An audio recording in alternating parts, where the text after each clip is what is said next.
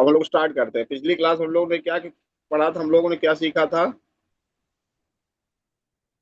पिछली क्लास में कुछ वो पढ़े थे बड़े, और क्या कहते हैं, उनकी डिग्रीज का वो पढ़ा था। अच्छा, और? अच्छा, आप एक मिनट मतलब पूछ उनकी रहे थे। अवस्थाएं भी पढ़ी थी पिछली में, कि जैसे स्वप्नावस्था और जागृत अवस्था ये वाला, और जो मृत अवस्था कुमार अवस्था वाला ये वाला। ओके ओके, ठीक है। आ, अब मैं आ, एक आप लोगों आयु को अवस्था और दृष्टियां। ओके, ये दृष्टियां भी हम पढ़ी थी लोगों ने ना? पढ़ी थी ना? जी, दृष्टियां भी पढ़ी थी। ओके।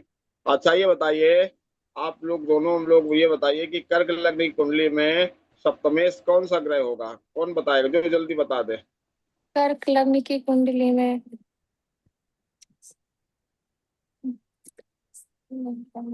शनि। कर्क लग्न की कुंडली में सप्तमेश शनि होगा, कैसे पता चला? आप बताइए, रुकिए, आप रुकिए, आप बताइए सिद्धार्थ जी। नहीं पता चला हमें। हाँ? नहीं पता चला कैसे। कर्क लग्न की कुंडली, लग्न में कर्क राशि है तो सप्तम भाव में कौन सी राशि होगी?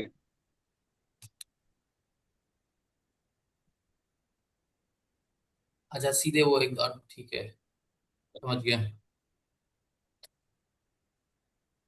कर्क है तो सप्तम भाव में 6 और जुड़ जाएगा 10। सन मीन राशि मकर राशि होगी, मकर राशि मकर का राशि। स्वामी शनि। मकर राशि के स्वामी कौन होते हैं? शनि। शनि। तो हर्षिता जी ने क्या बताया? मैंने पूछा कि कर्क लग्न की कुंडली है, सप्तमेश कौन होगा, तो हर्षिता जी ने बताया कि कर्क लग्न की कुंडली है तो सप्तमेश शनि होगा। इन्होंने डायरेक्टली प्रोसेस करके डायरेक्टली आंसर दे दिया कि शनि होगा। जी। है ना? तो यही चाहिए, यही चाहिए कि आपसे एक क्वेश्चन पूछा जाता है कि जो है वृष लग्न की कुंडली है, वृष लग्न की कुंडली में पंचमेश कौन होगा? कौन सा ग्रह पंचमेश होगा? तो आप क्या आंसर देंगे? वृष लग्न की कुंडली अच्छा। में पंचमेश कौन होगा? बुध। बुध होगा। होगा कि नहीं होगा? जी जी। भाई, वृष से आप काउंट करिए, वृष 2 नंबर की राशि है, हाँ, उसमें ठीक है? चार चार जोड़ देंगे तो 6 नंबर की आ जाएगी कन्या। 6 नंबर आ जाएगी, आ जाएगी ना? अगर ब्रश को ही काउंट करेंगे, उसी को काउंट करेंगे, तो आप सीधे से जो है 5 काउंट करेंगे। तो अपने हिसाब से आप उसकी काउंटिंग है, उसको अगर छोड़ 4 काउंट करिए तो 4 तो 6 जी हो जाएगा। तो ये आपको थोड़ा जी सा अगर लर्न करने, याद कर लेंगे आप लोगों को, तो ये बेहतर बढ़िया रहेगा आप लोग, आपके लिए। तो आगे चीजों को करने के लिए आपकी आसानी रहेगी, चीजों को करने में बेहतर रहेगा। जी आज मैंने आपको, आप लोगों को एक जो है पंचांग शेयर किया था पीडीएफ में, आप लोगों ने देखा था किसी ने? जी, हाँ, खुला हुआ है। बोला था पंडित जी, देखा वो है? तो बहुत 220 पेज का है वो तो। हाँ, 220 पेज का है वो। लाल बहादुर शास्त्री संस्कृत यूनिवर्सिटी का पंचांग है, वहाँ का है पंचांग वो। तो इसको इसको पंचांग को देखिए। आज मैं जो आपको बताना चाह रहा हूँ, अवकाहड़ा चक्र बताना चाह रहा हूँ। अवकाहड़ा चक्र क्या होता है कि ये इसी में भारतीय, पंचांग में खोलना है क्या पंडित जी? हाँ, पंचांग भी खोल लीजिएगा, अभी पंचांग भी खोल लीजिएगा, साथ में भी ये भी बताता हूँ मैं आपको। अच्छा अच्छा। हम्म। तो ये पंचांग अभी खोल लीजिएगा। तो अवकड़ा चक्र क्या है कि जन्म के, जातक के जन्म के आधार पर व्यक्ति के बारे में जानकारी ज्ञात करना अवकड़ा चक्र के अंतर्गत आता है। अवकड़ा चक्र में क्या होता है? जातक का जो व्यक्ति जिस समय जिस नक्षत्र में पैदा होता है, उस नक्षत्र के बारे में जानकारी होती है, उस नक्षत्र का कौन सा चरण होता है उसके बारे में जानकारी होती है, उस नक्षत्र का जो किस राशि में पैदा हुआ है उसकी जानकारी होती है, राशि का स्वामी कौन है, वर्ण कौन क्या है, वश्य क्या है, तारा क्या है, योनि क्या है, हाँ, युंजा क्या है, गण क्या है, नाड़ी क्या है, वो सारी की सारी जो होती है वो एक टेबल होती है, टेबलर फॉर्म में होता है। उस टेबल के पे सारी जानकारी होती है, उसको हम लोग बोलते हैं अवकाढ़ा चक्र, अवकाढ़ा चक्र बोलते हैं इसको। तो ये बेसिकली होता क्या है, जातक के जब पैदा होता है तो आप लोग कहते हैं ना कि पंडित जी चुटका बना दो, कहते हैं ना? जी जी। तो जो जी चुटका चुटका जो बनता है, उसी चुटके में लग्न कुंडली बनाई जाती है जातक की, और उसमें ये सारा कुछ लिखा जाता है कि जातक का जन्म के समय जातक जो है किस नक्षत्र में था, नक्षत्र का चरण कौन था, राशि कौन थी, नक्षत्र का चरण का अक्षर कौन था, नाम का प्रथम अक्षर। वो जो नाम का प्रथम अक्षर होता है वो जातक की राशि का नाम होता है। जी जैसे हम लोग कहते हैं ना कि राशि का नाम अलग होता है, बुलाने का नाम अलग हो। जैसे आपका सिद्धार्थ नाम है तो ये आपका नाम बुलाने का नाम हो गया, लेकिन जब आपकी कुंडली आपकी देखी जाएगी, उस कुंडली में आपका चंद्रमा जिस नक्षत्र के जिस चरण में बैठा है, उस चरण का जो अक्षर होगा वो आपकी राशि का, तो आपके राशि के का जो है नाम का प्रथम अक्षर होगा आपका।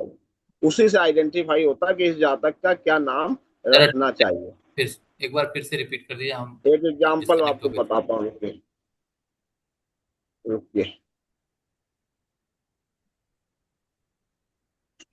अ,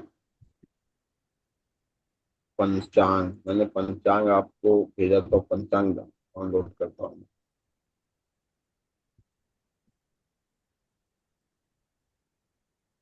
अ, जैसे देखिए ऊपर हम लोग आते हैं, वो बड़ी वाली टेबल राशि और नक्षत्रों वाली टेबल थी ना, जो जी जिसमें अक्षरों के नाम लिखे थे। जी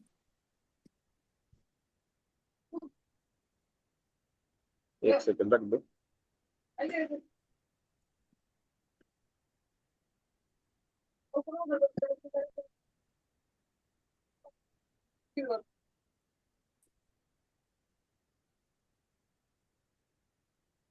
ये टेबल देखिए, है ना। जी इस टेबल में देखिए आपको क्या पता चलेगा, इस टेबल में आपको ये पता चलेगा कि जातक का जिस समय जन्म हुआ था, तो आपको नक्षत्र तो पता चल ही जाएगा, जातक का नहीं पता चलेगा। जी जी तो नक्षत्र पता चलेगा तो नक्षत्र का कोई ना कोई अक्षर तो अवश्य होगा, होगा ना, चरण होगा तो अक्षर भी होगा, जी जी होगा ना।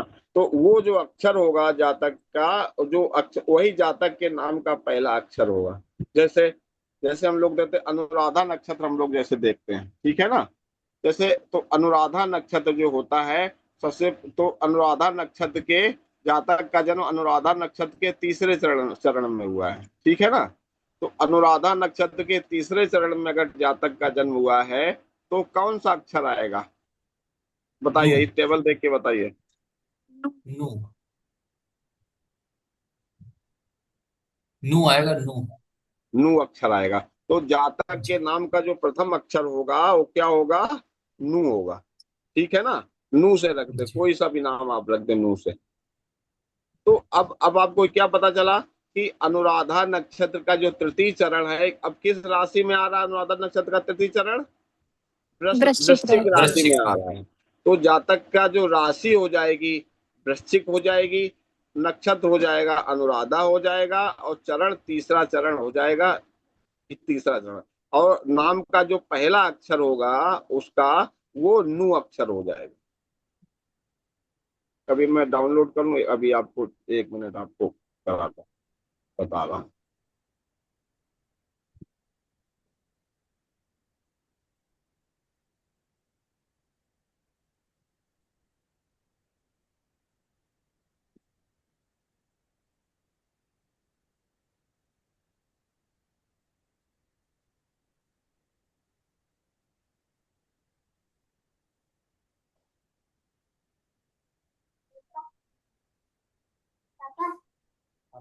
एक सेकंड।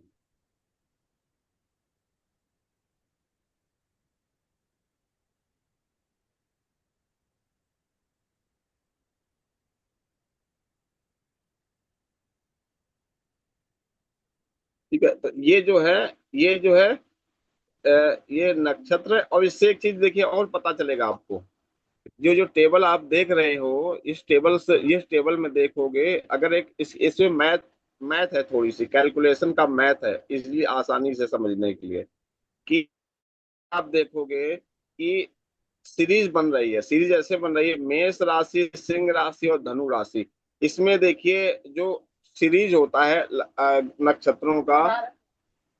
नक्षत्रों का जो इसमें टेबुलर फॉर्म में अगर देखोगे, इसमें नक्षत्रों का जो सीरीज है, तो इसमें क्या है, 4 4 1। मेष राशि में नक्षत्रों के कितने चरण होते हैं, टोटल 9 चरण होते हैं, लेकिन जो सिस्टम चलता है 4 4 और 1 चलता है, दिख जी रहा है जी। आपको? जी देखिए मेष में देखिए, सिंह में देखिए, धनु में देखिए, जी।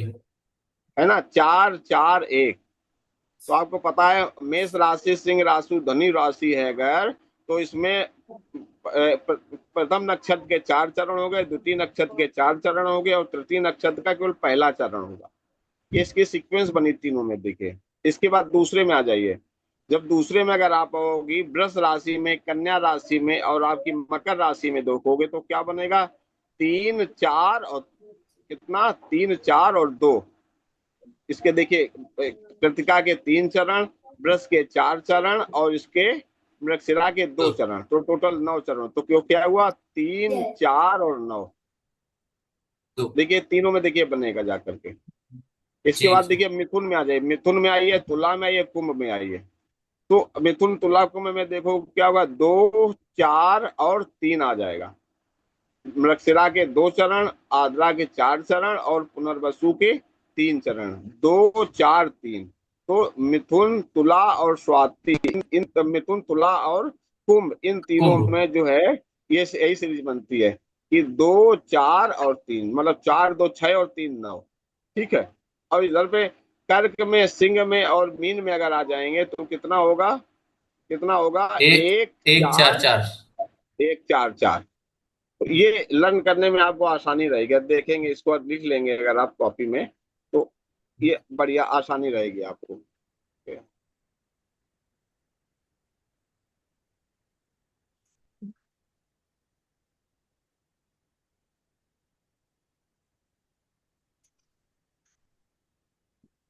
ठीक है ना? अब आगे थोड़ा सा आते हैं।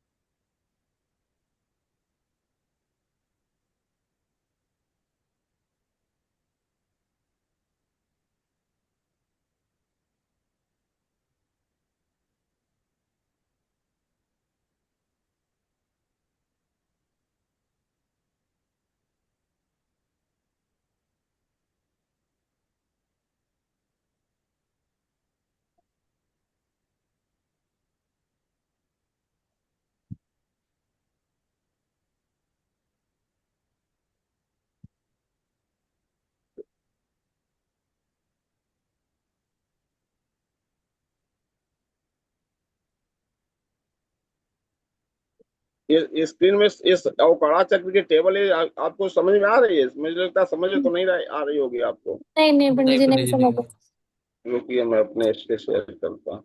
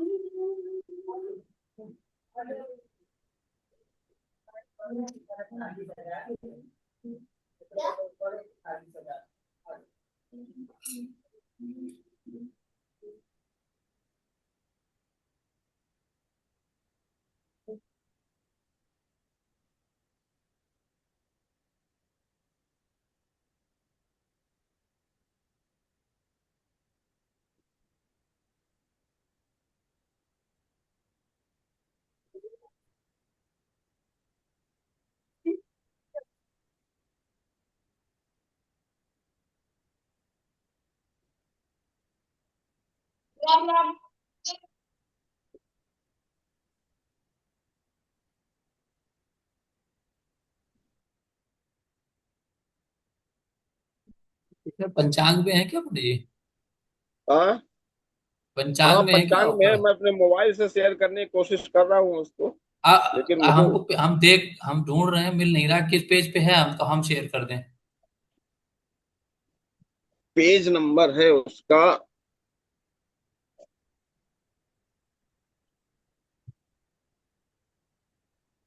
अरे उसकी स्क्रीन में मुझे, मेरी शेयर हो जाए स्क्रीन तो आ जाए चीजें मेरी। तो मोबाइल मैं इससे शेयर कर देता लैपटॉप हूँ, में मैंने ये भी नहीं लैपटॉप खुल में रहा है खोल वेब। रखा है मैंने। अच्छा अच्छा, आपने खोल रखा है, क्योंकि मैं जी। करता हूँ ये स्क्रीन जो है। आप स्क्रीन शेयर करिए, आप अपना शेयर करिए, ये पूरी स्क्रीन शेयर कर दो आप अपनी।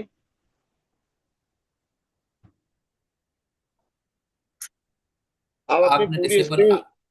आपने डिसेबल कर रखा है स्क्रीन शेयरिंग। अच्छा, डिसेबल करके रखा है, एक सेकेंड। ये इनेबल कहाँ से होगा?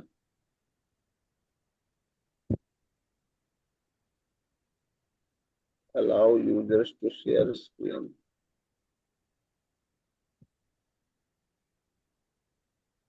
तो मैं, आप लोग अपने अपने में खोल लीजिए, अभी मुझे पता नहीं इसका जूम का कि कहाँ से इनेबल होगा, सेटिंग से जाके होगा। और काड़ा चक्र में आपको एक सेकंड अभी बता रहा हूँ कहाँ है। व्रत पर्व। पेज नंबर पंडित जी बताते हैं तो हाँ खोल। हाँ, बस एक सेकंड रुकिए, बता रहा हूँ। हाँ, एक सेकंड। एक्चुअली ये पंचांग अपने यहाँ पंचांग चलता ना, मैंने मुझे मिल गया था तो मैंने भेज दिया। मैंने भी इस पंचांग को ज्यादा यूज नहीं किया, तो मुझे पेज नंबर ढूंढना पड़ रहा है, कहाँ सा अच्छा होगा तो अच्छा। सबको। मैं, वो वाला पंचांग होता हम लोग वो यूज करते हैं। एक सेकंड।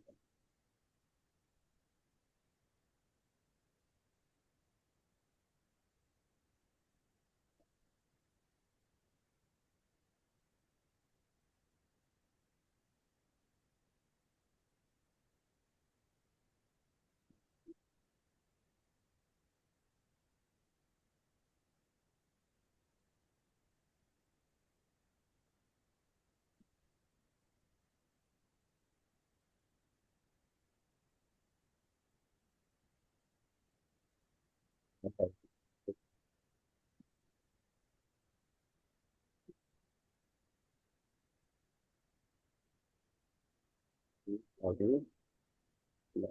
मैसेज तक जन्माष्टमी।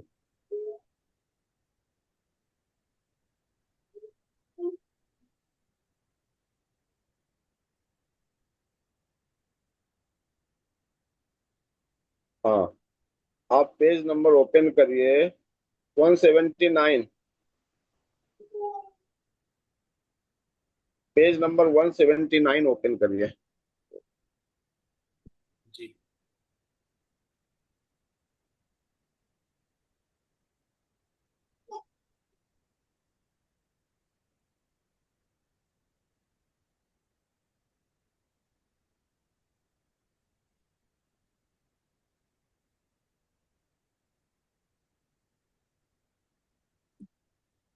नीचे सिक्योरिटी शील्ड वाला ऑप्शन आ रहा है ना, उसमें मिल जाएगा नीचे, allow participants to share screen. इसी में मिल जाएगा। हाँ, नीचे सिक्योरिटी एक शील्ड ऐसी बन के आ रही होगी उसमें। एक सेकंड, ओपन हो गया है वैसे। ओपन हो रहा है। खुल गया।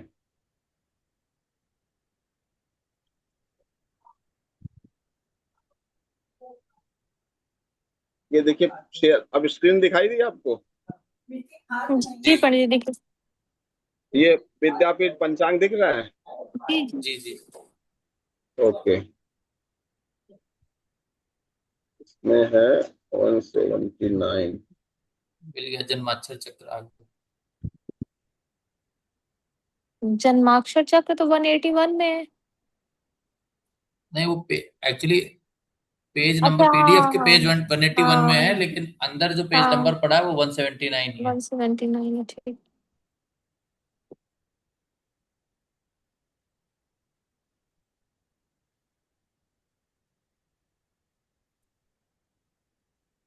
181 डाल दीजिए पंडित जी, देखिए, आ जाएगा। ये हाँ देखिए ये। आ गया, देखिए वन से जी। जी जी। वन। अच्छा, इसमें 188 वन डालने पे आ रहा है, ठीक है। अब 2 पेज उसके वो चला हो गया, तो एक्स्ट्रा है। इसीलिए ये है। हाँ, जी तो इसमें देखिए, जन्माक्षर चक्र से क्या मतलब है कि जैसे मेष राशि को देखिए, ठीक है ना। जी जैसे मेष राशि आपकी है, तो मेष राशि का वर्ण क्या है? मेष राशि जो है आपकी क्षत्रिय वर्ण की है, ठीक है ना। जी। इसमें सब पूरा मिलेगा। इसका पद क्या है? ये चतुष्पद है। राशि से इसके मेष राशि के स्वामी जो है ये कौन से है? मंगल है, ठीक है। जी अब इसमें जो घात मास आ रहा है, इसका क्या मतलब है? इसका मतलब ये है कि मेष राशि में जिन जातकों ने जन्म लिया है, उनके लिए घात की सारी चीजें वर्जित हैं। समझ रहे हैं? घात जी। का क्या मतलब होता है? घात का मतलब होता है नुकसानदायक जो है ना। जैसे अच्छा। घात लगा के हमला कर दो, घात की चीजें नुकसानदायक, उसको नहीं वो करना। जैसे इस जातक के जो मेष राशि के जो जातक होते हैं, इनको कार्तिक मास में जो इनके लिए नुकसानदायक है, सावधान रहना अच्छा चाहिए। अच्छा अच्छा। जी। हाँ, तिथियां जो है प्रतिपदा, षष्ठी और एकादशी, ये तिथियां इनके लिए अच्छी नहीं होती हैं। वार दिन कौन सा खराब होता है इनके लिए? वो रविवार का दिन इनके लिए अच्छा नहीं होता। रविवार के दिन जो है इनको थोड़ा सा सावधान रहना चाहिए। मघा नक्षत्र इनके लिए अच्छा अच्छा नहीं होता है। योग कौन सा? विष्कुंभ योग। आगे जो पंचांग आपने लास्ट टाइम देखा था, योग उसमें आया था, विभिन्न तरह के 27 योग थे। उन उसमें से विष्कुंभ योग जातक के लिए अच्छा नहीं होता है। वब करण जो होता है, वब करण अच्छा नहीं होता है। और प्रथम पहर, जो दिन का जो प्रथम पहर होता है, वो जातक के लिए अच्छा नहीं होता है। और अगर अगर पुरुष है, तो स्त्री, स्त्री का जो है घात चंद्रमा, मतलब कौन सा चंद्रमा अच्छा नहीं होता? प्रतिपदा का चंद्रमा उसका अच्छा नहीं होता है। इसी तरह पुरुष के लिए भी प्रतिपदा का जब चंद्रमा जो होता है, वो अच्छा नहीं होता है। ये घात चक्र बोला। इसमें अवकड़ा चक्र में जातक के बारे में घात घात वगैरह सब कुछ आ जाता है उसका। ये चंद्रमा कि कौन, अच्छा ना होना पंडित जी कैसे, मतलब प्रतिपदा का चंद्रमा अच्छा ना होना कैसे? मतलब होता है कि किस, अगर स्त्री जातक है, तो हाँ। उसको प्रतिपदा के चंद्रमा को अवॉइड करना चाहिए, दर्शन देखना नहीं चाहिए। अच्छा, मतलब वो चंद्र दर्शन अशुभ होता है। अशुभ होता है, चंद्र उस तिथि, दर्शन अशुभ होता है। उस तिथि के। पुरुष के जैसे पुरुष के लिए भी, स्त्री पुरुष दोनों के लिए सेम है इसमें। वृष में अलग अलग है, जैसे वृष में अष्टमी और हाँ, पंचमी दो दो। ब्रश में अष्टमी और पंचमी का है, ठीक है ना। अब जी। देखिए, अब मेन पे आ जाइए कि जो नक्षत्र है मेष राशि में, जो ये जो नक्षत्र हैं, इन तो मेष राशि में 4 4 8 और इसका एक नक्षत्र होता है। इन्होंने इसमें दिया नहीं है, इसका एक ये नक्षत्र है। लेकिन आपको ये आपको देखिए, सारे 4 4 और एक एक, ये देखिए लाइन यहाँ इन्होंने खींच दी। ये जो आ रहा है पूरा मेष तक आ रहा है। अब इन्होंने क्या किया कि जो है नक्षत्र जो है अश्विनी नक्षत्र, उसमें अब हम लोग क्या देखें कुंडली में, जैसे जातक अगर पैदा हुआ इस समय जो नक्षत्र चल रहा, उस नक्षत्र को पकड़ेंगे कि इस समय नक्षत्र अश्विनी नक्षत्र चल रहा है, तो अश्विनी नक्षत्र जातक का होगा। योनि कौन होगी? जातक की अश्व योनि होगी। अश्विनी नक्षत्र के अंतर्गत ये बाइफरकेशन है। गण हो जाएगा, देवता गण है। और नाड़ी आदि नाड़ी है। और युंजा पूर्व युंजा है।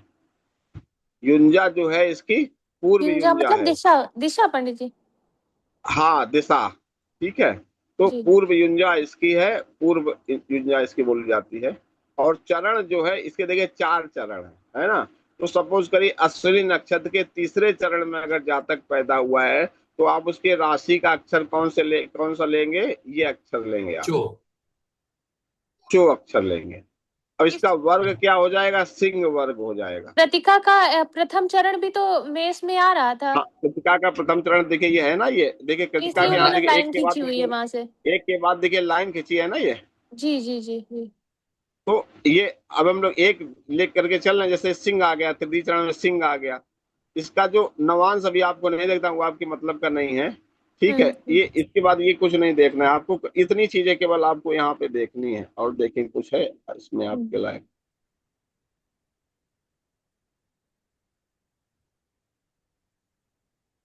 हाँ, ये सारी चीजें हैं जो नवांश है, नवांशेष है, ये इसमें अब आपका जो इससे अभी आपको ज्यादा मत समझिए, आपकी अभी जो है ऊपर का, कोर्स से ऊपर का है। आपको जो केवल देखना है वर्ग तक, ये यहाँ तक देखना है किस वर्ग तक है।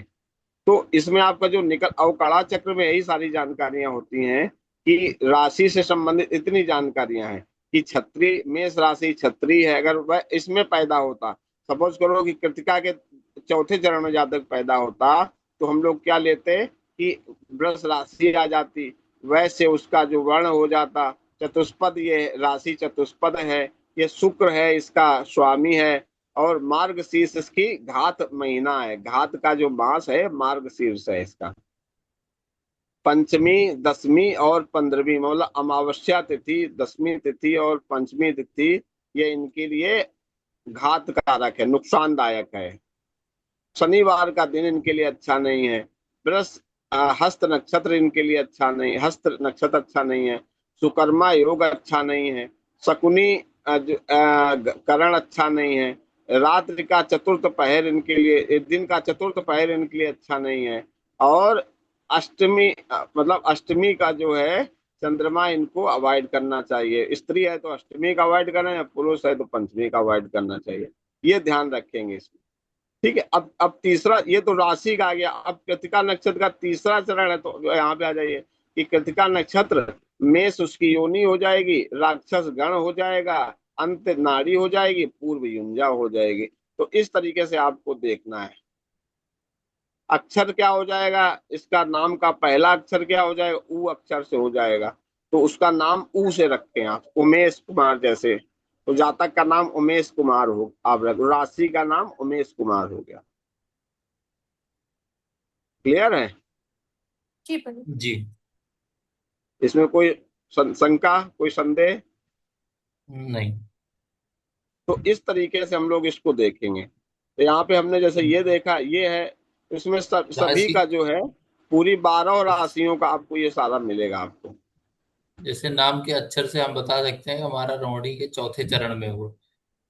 हाँ, जैसे आप कहेंगे अगर रोहिणी के, किसी का अगर रोहिणी के चौथे चरण में अगर जन्म हुआ है, ठीक है, तो नहीं, जैसे जैसे रोहिणी का हमको हमको ये देखे आया। हमको हमको अक्षर याद है कि बू अक्षर है, तो वो रोहिणी का चौथा चरण हुआ। हाँ, हाँ, कु अक्षर है तो रोहिणी का चौथा चरण हो गया। इसमें अक्षर, इसमें जो दिखेगा आपको चौथे चरण, बू। वो अक्षर है ना, जी। तो वो अक्षर में रोहिणी का चौथा चरण आपका आ गया। ये अवकड़ा चक्र होता है। जैसे आपकी कुंडली जो आपकी बनी है, उसके सेकेंड पेज में देखेंगे, आगे देखेंगे जब आप, तो उसमें अवकड़ा चक्र और घात चक्र उसमें लिखा होता है, अगर आपने पढ़ी होगी तो। नहीं पढ़ी है तो उसको पढ़िएगा फिर आप। जी। ठीक है ना? जी। इसमें सारा कुछ आपको जो है, इसमें सारा कुछ मिलेगा आपको। जैसे जैसे सारी दीदी बा, दीदी के उसमें आएगा, मेरे ख्याल से कृत्तिका का दूसरा नक्षत्र, दूसरा चरण है, नहीं तीसरा चरण। इनका कृतिका का तीसरा, जैसे किसका कृतिका का तीसरा चरण है, तो कृतिका का तीसरा चरण है, अक्षर आ गया ऊ से आ गया, देखिए। ऊ से ही है ना दीदी आपका? हाँ, हाँ। कृतिका का तीसरा था। कृतिका का तीसरा चरण में ऊ से है। अब देखिए, ज्योतिष में सभी कुछ है। जैसे अब बताया गया कि किसी का घात, किसी का है घात चंद्र है, किसी का खराब है, कि जैसे नक्षत्र क्या खराब, हस्त नक्षत्र, जैसे वृष वालों के लिए हस्त नक्षत्र खराब है, ठीक है। तो अगर हस्त नक्षत्र खराब है तो क्या करेंगे, तो हम लोग क्या करेंगे, चंद्रमा के मंत्र का जप करेंगे। हस्त नक्षत्र का स्वामी कौन होता है? हस्त नक्षत्र स्वामी चंद्र होते हैं क्या? चंद्रमा होता है।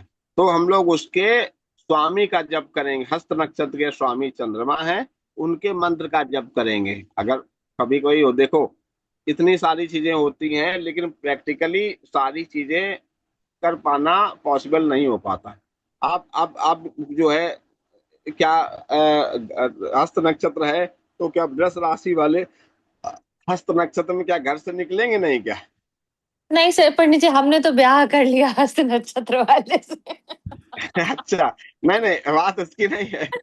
वो ब्याह कर लिया, ठीक है, लेकिन मैं एक बात बता रहा हूँ, मैं एक जनरल बात बता रहा हूँ कि किसी का सपोज करिए, किसी का अगर मिथुन राशि में पैदा हुआ, स्वाति नक्षत्र उसका खराब है, जी जी। घात नक्षत्र लगा है, तो को स्वाति नक्षत्र वाले में क्या जातक क्या कहीं जाएगा आएगा नहीं क्या? कि उस अपने काम नहीं करेगा क्या? काम जी करेगा, जी। लेकिन वहां पे हम लोग राहु के मंत्र का जप जब करेंगे, करेंगे। शिव जी की आराधना करेंगे, तो उसका जो होता है फल उसका खत्म हो जाता है, कम हो जाता है उसका। कहा गया है अवॉइड करना चाहिए, लेकिन अगर जो है इम्पोर्टेंट काम पड़ता है, कुछ जाना है, कुछ जाना है, कुछ कार्य करने, जरूरी कार्य करने हैं, तो रुक नहीं सकते हैं, तो उसके लिए आराधना देवता की, उनके स्वामी की आराधना करनी चाहिए। जी। ये पंडित घात योग और करण क्या होते हैं? ये पंचांग के चार पांच जो अंग होते हैं, तिथि, वार, नक्षत्र, योग, करण, ये पांच अंग होते हैं पंचांग, इन्हीं को हम लोग देखते हैं। पिछले टाइम टाइम आपको याद होगा, मैंने आपको पंचांग देखना आपको मैंने बताया था। तो अभी ऊपर हम लोग जाते हैं तो आपको देखिए पंचांग आपको मिलेगा आगे, फिर से आपको बताता हूँ।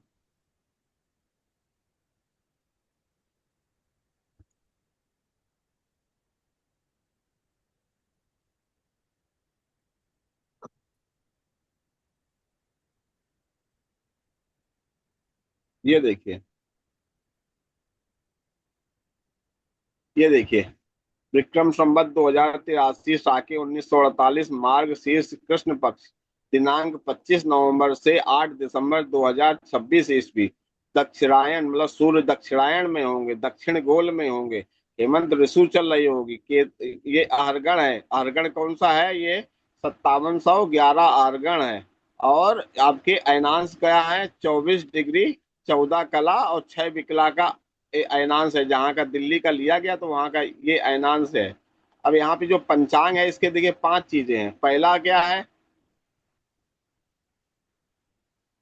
ये दिन मान दिया गया है कि दिन का पूरा मान क्या है।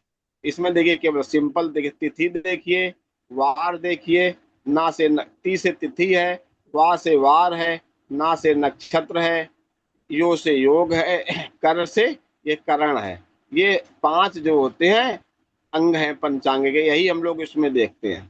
दी माह लिखा है तो ये क्या है? ये दिन मान है, ठीक है। 26, 26 ये आपका जो है 26 और एक, 26 घंटे एक, 1 मिनट का जो दिन है ये इन्होंने दिया है। अगर टोटल दिन मान धीरे धीरे करके कम होता चला, 25 59, और आपका ये 25 56, ये धीरे धीरे कम होता चला जा रहा है। तिथि ये दी है, जहाँ 3 और 4 लिखा है, ये यहाँ पे तृतीया और चतुर्थी ये है। 3 4 का मतलब तृतीया चतुर्थी दोनों एक दिन हो गई। इसको देखेंगे कैसे? शुक्रवार को 7:10 तक 7 घटी और 10 पल तक तृतीया रही, मतलब 9:49 तक तृतीया रही है। उसके बाद ये चतुर्थी हो गई। और चतुर्थी रही कब तक है? 30:40। 30:40 कब होगा? 24 और 6 30, मतलब 6:40, प्रातः 6:40 तक चतुर्थी रही है। उसके बाद फिर पंचमी लग जाएगी। इस तरीके से इसको आप देखेंगे। ये ये आपका नक्षत्र कौन है? आर्द्रा नक्षत्र है। आर्द्रा नक्षत्र ये कब तक आपका, ये कब है, आप कब तक आपका रहा है? ये 15:08 तक, मतलब 3:08 तक ये आर्द्रा नक्षत्र रहा है। शुभ योग है ये 42 घटी और 15 पल है इसका मान। और ये विस्कुंभ ये करण है। ये जो वी करण है, वी का मतलब वालो विलो बहुत सारे करण होते हैं। करण है, मैं करण बताता हूँ, सारे करण लिखे हैं। वी से करण होता है। इसका जो विश्व। मान है इसका 7 घटी और 10 पल का जो मान है इसका 7 घटी 10 पल। सूर्योदय कितने बजे हुआ है? 6:47 तक सूर्योदय हुआ है। अब देखिए, 6:47 पे सूर्योदय हुआ है, परंतु ये जो तिथि है आपकी, चतुर्थी तिथि जो है 6:40 पे समाप्त हो गई। इसका मतलब क्या है कि तृतीया के बाद सीधे पंचमी आ गई। चतुर्थी तिथि का, हाँ, चतुर्थी तिथि लोप हो गई, हानि हो गई, कहते ना तिथि क्षय हो गई। हम्म। तो क्यों कहते हैं जिस तिथि को एक भी सूर्योदय प्राप्त नहीं होता है वह तिथि हानि, उस तिथि की हानि हो जाती है, वह तिथि क्षय तिथि बोली जाती है। तो इसमें वो ये तिथि जो क्षय हो गई है। आया समझ में ये आपको? जी। नहीं आया? जी जी समझ गए। हाँ। समझ गए, बोलिए। तो आप इसमें कभी कभी हम लोग देखते हैं ना, 2 दिन पंचमी 2 दिन पड़ गई। तो पंचमी 2 दिन पड़ने का क्या मतलब होता है? जिस तिथि को 2 सूर्योदय प्राप्त हो जाते हैं वह तिथि 2 दिन तक चलती है। जब 2 दिन तक कोई तिथि चलेगी तो जाहिर सी बात है एक तिथि की हानि हो जाएगी। तिथियां तो 30 ही होती हैं, तो बैलेंस तो इनको करना ही करना है। अगर एक तिथि वृद्धि होगी तो दूसरी तिथि कहीं ना कहीं हानि होगी। जैसे ये इसमें देखिए, इसमें देखिए कोई तिथि है, दो कोई दिख रही है जैसे इस तरीके से, इसमें नहीं है। ठीक है। और आगे जो लिखते हैं, देखिए आगे जो लिखते हैं इसमें कि जैसे हम लोगों ने ये देखा यहाँ पे सूर्योदय 6:57 पे, 6:57 पे सूर्योदय था, और सूर्यास्त जो है 5:20 पे सूर्यास्त हो गया। ठीक है। और और जो है यहाँ पे है रात्रिमान जो है यह कितना है? रात, ये क्या लिखा? रामा।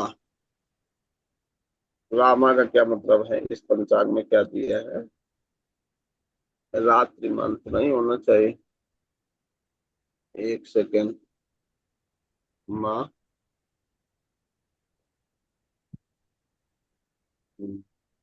है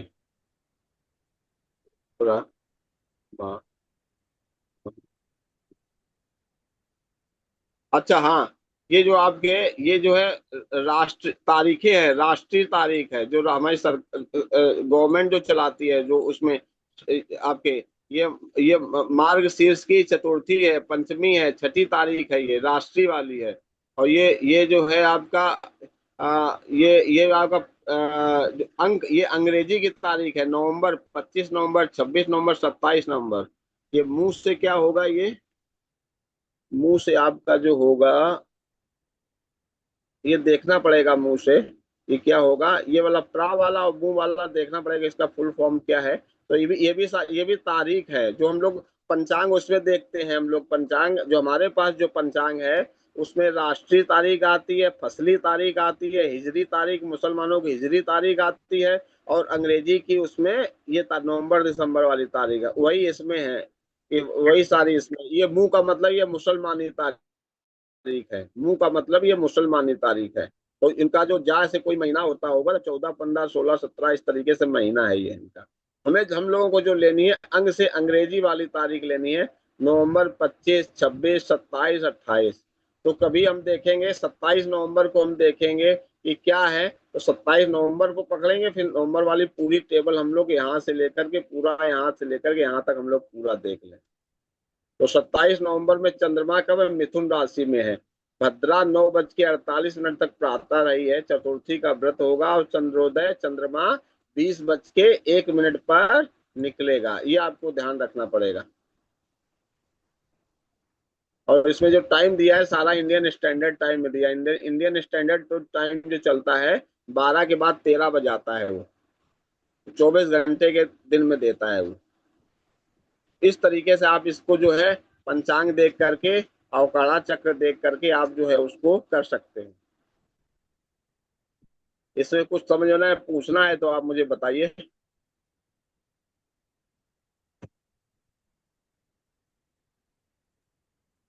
पहले समझेंगे पंडित जी, फिर कुछ पूछेंगे।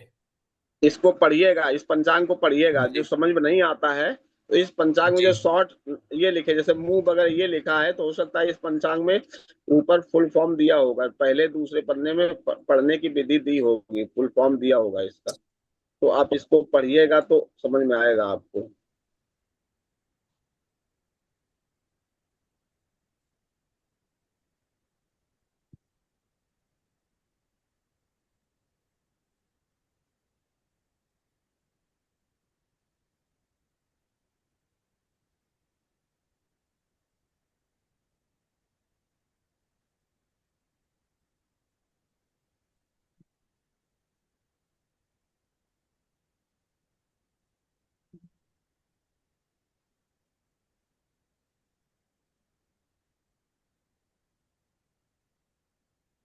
में नहीं दिया है, शॉर्ट फॉर्म में देते हैं। कुछ पंचांगों में अलग अलग पंचांगों का अलग अलग सिस्टम होता है, शॉर्ट फॉर्म देते हैं, तो आप इसको पढ़िएगा।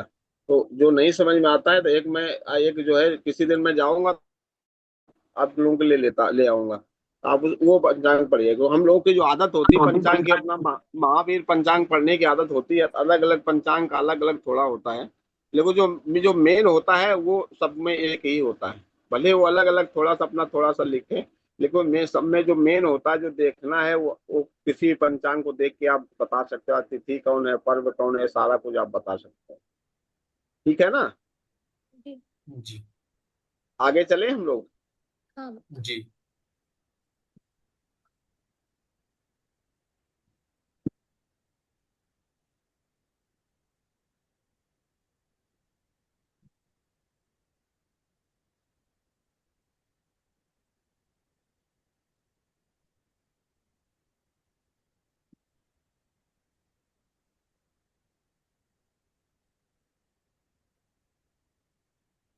हर्षिता जी चली गई क्या?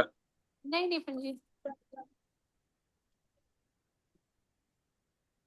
ठीक है। अब देखिए, अब क्या है कि ग्रहों की मित्रता और ग्रहों की शत्रुता।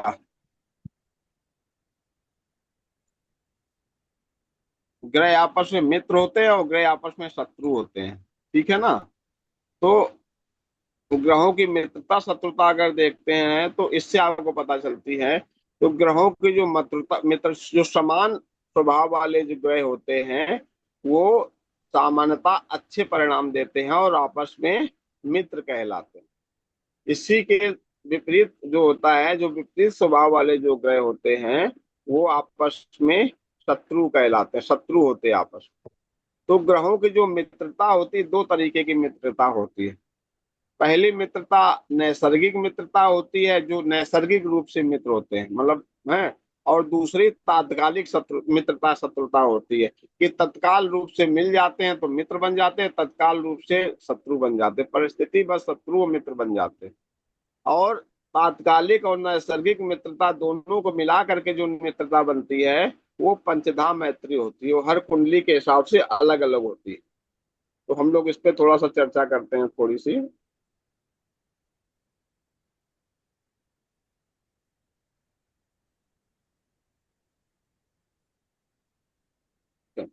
तो अब ये देखिए टेबल है ये, इसमें ग्रहों की नैसर्गिक मित्रता की टेबल होती है। और टेबल है ग्रहों की नैसर्गिक, जैसे सूर्य है। तो सूर्य जो मित्र होता है किसका? चंद्रमा का, मंगल का और बृहस्पति। सूर्य के जो मित्र है, ये तीन प्लेनेट ये जो है सूर्य के मित्र है। शुक्र और शनि ये शत्रु हैं, और बुध सम है। ये आपके जो सूर्य के लिए मैत्री चक्र है। चंद्रमा के लिए बुध और सूर्य मित्र हैं, और बाद बाकी सारे ग्रह इनके सम हैं। मतलब चंद्रमा का कोई भी ग्रह शत्रु है। चंद्रमा किसी भी ग्रह को अपना शत्रु नहीं मानता है। इसके पश्चात मंगल की अगर हम लोग बात करते हैं, तो मंगल के लिए सूर्य, चंद्रमा और बृहस्पति, ये जो प्लैनेट्स हैं, ये तीन प्लैनेट सूर्य, चंद्रमा और बृहस्पति, ये मित्र हैं। बुध मंगल का शत्रु है। शुक्र और शनि इनके लिए सम है, ना अच्छे ना खराब, सम का मतलब न्यूट्रल है। बुध को हम लोग देखते हैं तो बुध जो है, बुध के लिए सूर्य और शुक्र ये मित्र हैं, चंद्रमा शत्रु है। अब देखो, आपको ये देखना पड़ेगा, चंद्रमा तो बुध को अपना मित्र मानता है, लेकिन बुध जो है चंद्रमा को अपना शत्रु मानता है। सामने वाला हमें क्या मानता है, वो हमारे करता है। हमारे लिए वो मैटर करता है कि हम सामने वाले को क्या, कैसी दृष्टि से देखते हैं, क्या मानते हैं, मित्र मानते हैं कि शत्रु मानते हैं, वो डिपेंड करता है। तो सूर्य से अगर चंद्रमा से अगर मैत्री देखेंगे, चंद्रमा के लिए बुध मित्र है, लेकिन बुध के लिए चंद्रमा शत्रु के समान है, शत्रु है। चंद्रमा को जो है बुध चंद्रमा को शत्रु समझता है, और बुध मंगल, बृहस्पति और शनि तीनों को अपना सम समझता है, न्यूट्रल समझता है। गुरु के लिए सूर्य, चंद्र और मंगल ये मित्र हैं। बुध और शुक्र शत्रु है, और शनि सम है। शुक्र के लिए बुध और शनि मित्र हैं, सूर्य चंद्रमा शत्रु है और मंगल बृहस्पति सम है। शनि के लिए बुध और शुक्र मित्र हैं, सूर्य चंद्रमा इनके लिए और मंगल इनके लिए शत्रु हैं, और बृहस्पति इनके लिए क्या है, सम है। ये टेबल है। अब है ये टेबल, ये आपकी बनी है, ये टेबल को निकालने का तरीका है। ये टेबल कैसे निकाली गई है उसका तरीका है।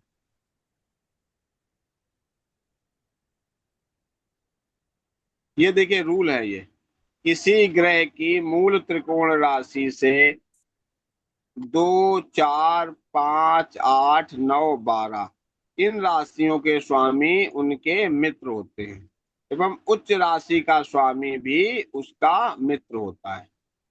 ये बड़े ध्यान से देखिएगा। किसी ग्रह की मूल त्रिकोण राशि से द्वितीय, चतुर्थ, पंचम, नवम, अष्टम, द्वादश भाव के जो स्वामी होते हैं ये इनके क्या होते हैं, मित्र होते हैं।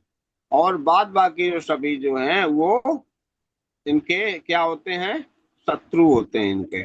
इसको इसको पंडित जी कुंडली में समझा पाएंगे क्या? हाँ अभी कुंडली समझा में रहा एक हूँ, बार दिखा एक दे मिनट। जी। हाँ अभी समझा रहा हूँ, अब थोड़ा सा इसको नोट कर लो तो ज्यादा बेहतर रहेगा। और इसके वाला इन राशियों के अतिरिक्त मूल त्रिकोण राशि से तृतीय, षष्टम, एकादश, सप्तम और दसम भाव राशि के स्वामी शत्रु होते हैं। ये फार्मूला हो गया, ठीक है। अब क्या है, यदि कोई ग्रह एक प्रकार की गिनती से मित्र और दूसरी प्रकार की गिनती से शत्रु बन जाए तो सम होते हैं। मतलब एक में तो मित्र आ रहा है लेकिन दूसरे में शत्रु आ रहा, तो वो ग्रह जो होगा सम हो जाएगा आपका, ठीक है। इसके बाद क्या है, सूर्य और चंद्रमा एक बार आमंत्रण देने पर किसी के मित्र बन जाते हैं, और बिना आमंत्रित किया हुआ जो ग्रह होता है वो शत्रु, जो जो इसमें जो नहीं आता है वो शत्रु बन जाता है। अब देखिए एग्जाम्पल देखिए, ये नोट कर लीजिएगा। एग्जाम्पल देखिए, ये देखिए, ठीक है। ये देखिए प्रथम इसके लिए देख, जैसे हम लोग मंगल के लिए देखते हैं, ठीक है। तो मंगल की मूल त्रिकोण राशि कौन सी है,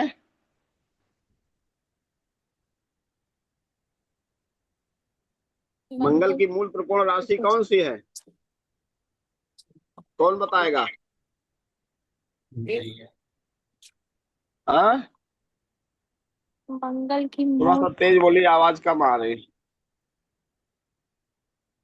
मंगल की मूल त्रिकोण राशि कौन सी है? मेष है पंडित जी। हाँ मेष राशि है। मंगल की जो मूल त्रिकोण राशि मेष है। हम क्या देखते हैं कि मूल त्रिकोण राशि से देखते हैं, तो मूल त्रिकोण राशि से कौन सी है, 2, 4, 5, 8, 9, 12 याद रखिएगा। 2, 4, 5, 8, 9, 12 ये मित्र होंगे, ठीक है। जी। तो इससे क्या कौन सा होगा, इससे दो, और कौन हो गया, 4, चार 5। चार। हाँ तो दो में कौन हो जाएगा, दो में आपका शुक्र हो जाएगा, चार में आपका चंद्रमा हो जाएगा, और पांच में आपका सूर्य हो जाएगा, और 8। सात आठ, सात आठ भी है ना, 7 नहीं है। आठ और नौ है, हाँ, ठीक है। 8, 9, 12। हाँ तो मंगल तो खुद ही आठ हो गया, तो ये अपने आप में तो है ही है। इसको तो उन्हें 9 में गुरु हो जाएगा और 12 में भी गुरु हो जाएगा, हुआ जी। क्लियर है। तो देखिए अब इसमें देखिए 4 और 5, मंगल के लिए 4, 5 देखिए क्या हो गए, मित्र हो गए, ठीक है। जी। 4, 5 देखिए मित्र हो गए। 9, 9 देखिए 2 बार आया है ना, 9 आया, 12 आया, गुरु हो गया, मित्र हो गया, हो गया कि नहीं हुए। जी। तो इसमें देखिए क्या दिया है, इसमें टेबल में हमने अभी हमने आप पढ़ा है मंगल के लिए कि सूर्य, चंद्र, बृहस्पति ये इनके मित्र हो गए मित्र। जी। जी। सूर्य, चंद्र, बृहस्पति इनके मित्र हो गए। अब हम लोग देख रहे हैं, और इसके बाद कौन आए हमारे लिए, इसमें और कौन मिले हमको, दो, दो मिले ना। जी। और शुक्र। दो नंबर से शुक्र मिले। शुक्र को एक बार देखो आमंत्रित किया है, शुक्र को देखिए केवल एक बार आमंत्रित किया है। इसके बाद जो है इस और कौन मिला इसमें, दो, 2, 4, 5, एक 8, 9, 2, एक बार 4, आमंत्रित 5। का मतलब पंडित कहने जी? का मतलब पंडित जी कि वो राशि मतलब शुक्र की राशि एक जगह पे इन इनमें से इन भावों में से किसी में एक ही जगह पड़ हाँ, रही है। एक जगह पड़ी है, इसलिए जो है उधर पे जो हमने उसको केवल देखा, एक जगह पड़ी इसलिए हमने उसको देखा। अब यहाँ पे बुध जो आया है हमारा, बुध को देखो आमंत्रित हमने नहीं किया है, बुध को कहीं पे आमंत्रित नहीं हुआ, तो इसका मतलब क्या हुआ, बुध हमारा क्या होगा यहाँ पर, क्या हो गया, शत्रु। शत्रु हो गया। वाह, देखो बुध शत्रु हुआ है मंगल का, बुध को आमंत्रण देखो नहीं मिला है। बुध को यहाँ से देंगे, तीसरा में पड़ रहा बुध है को तो यहाँ पे आमंत्रण मिलना यानी उसका क्या कहते हैं, 2 4 5 8 9 12 में बैठना, उसकी हाँ राशि तो का। अगर, हाँ अगर अगर एक में जाहिर सी बात है, अगर आपको पता है कि अगर ऊपर वाला एक मित्र है तो दूसरा वाला जाहिर सी बात शत्रु होगा, होगा ना शत्रु। जी। तो अगर यहाँ पे एक को आमंत्रण नहीं मिला है और दूसरे में आमंत्रण, शत्रु वाले में आमंत्रण मिल रहा है, तो वहां पे ये शत्रु हो गए हैं इसके। और इसके बाद हम लोग देखते हैं सम कौन सा हो जाएगा। तो सम का मतलब एक बार में मिलता है, एक बार में शत्रु मिले, दूसरे वाले में भी अगर भी मिलता है, दोनों में मिलता है, तो वो सम हो जाता है, ना वो मित्र मिल होता है ना वो शत्रु हो जाता है। शुक्र के बारे में अगर ले लेते हैं, तो वहां पे 2 मिला था, शुक्र का मिला था। इसके जी। बाद अगर हम शत्रु वाले में अगर हम लोग देख लेते हैं, तो 7 नंबर। 3 6 7 10 11, तो देखिए इसमें 3 6 7 10 11 में कोई आ रहा, सातवें में देखिए आ रहा, देखिए शत्रुता वाले में एक जी। मित्र हो गया, एक एक शत्रु हो शत्रु गया, हो तो गया तो दोनों सम हो गया, देखिए सम हो गया। हो गया ना। जी जी जी। तो इस तरीके से आप जो है सारे ग्रहों को आप जो है इस मित्रता शत्रुता आप यहाँ पे आप जो है ग्रहों की निकाल सकते हैं। ठीक है। अब दस जी ग्यारह में देखिए, ये देखिए 10 11 में शनि देखो आ रहा है, और शनि 10 11 में आ रहा है, और देखिए शत्रु वाला देखिए 10 11 में आ रहा है, तो इसलिए जी। शनि जो हो गया इनका शत्रु हो गया। शत्रु हो तो गया। तो वीनस और सैटर्न इनके जो हो गए, वीनस और सैटर्न इनके जो है वो हो गए इनके, वीनस सम हो गया इनका, वीनस इसका सम हो जाएगा। और शनि ने, इन्होंने शनि को सम में दिया है, लेकिन शनि को सम में नहीं देना चाहिए। एक सेकंड रुकिए, मैं थोड़ा सा देख लेता हूँ कहीं कुछ वो तो नहीं है। 9 10 11, एक सेकंड रुकिए, कहीं कोई फॉल्ट तो नहीं है, एक सेकंड। हाँ, शनि अगर शत्रु है तो ग्रह मैत्री, थोड़ा सा हाँ, कुछ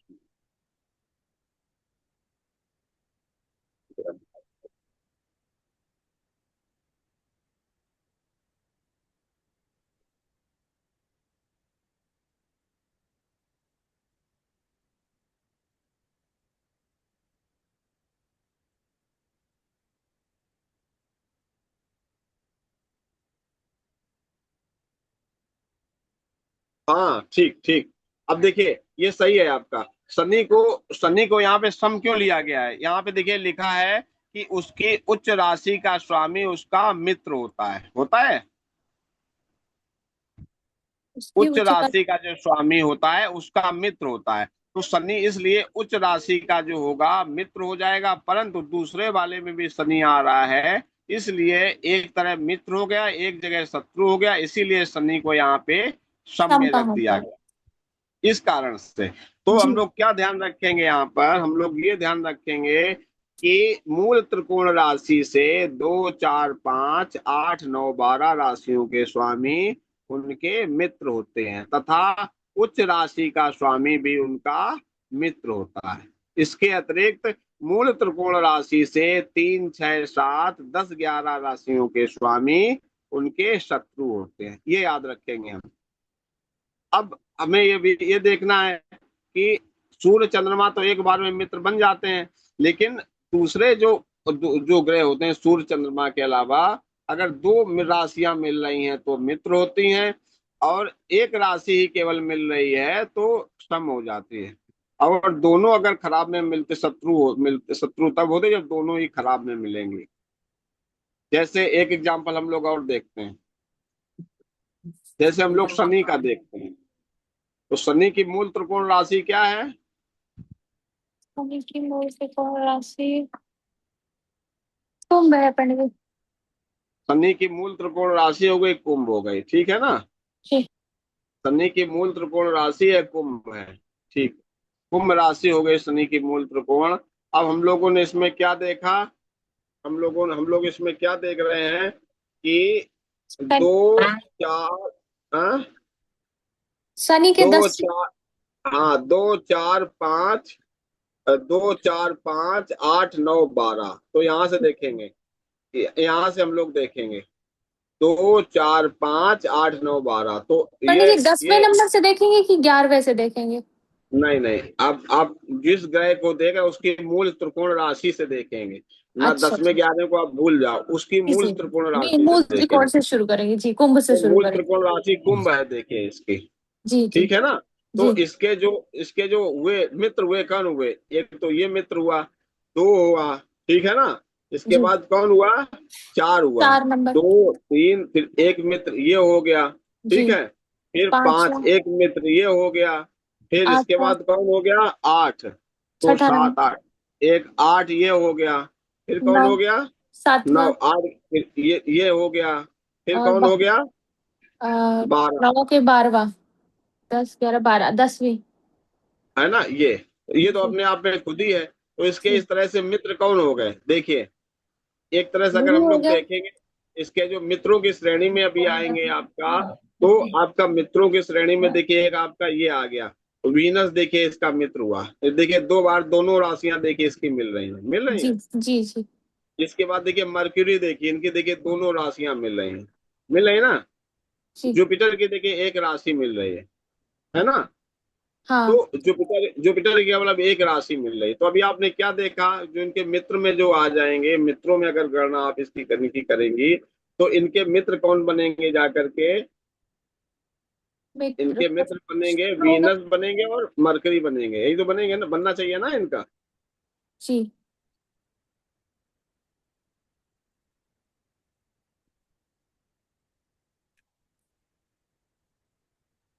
तो देखिए इनका वीनस हो गया, मरकरी हो गया मित्र में, हुए मित्र में।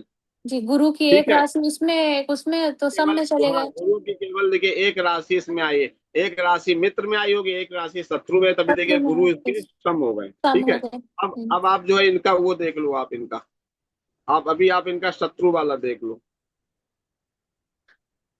शत्रु वाला 3 6 7 10 11, यही है ना।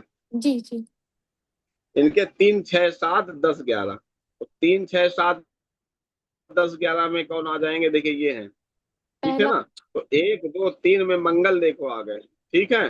जी। 3 में मंगल आ गए, 4 5 6 चंद्रमा देखो आ गए, 6 हो गए, 7 हो गए। तो चंद्रमा सूर्य अभी मंगल, 3 6 7 10, 1 8 9 10, देखिए मंगल भी देखिए 2 बार आ गए। और 11 गुरु देखिए एक बार आ गए। गुरु अगर मित्र थे इसलिए सम हो गए। तो इनके शत्रु कौन हो गए, चंद्रमा चंद्रमा सूर्य सूर्य और मंगल, मंगल। इनके शत्रु हो गए शनि के। तो देखिए क्या दिया उसमें,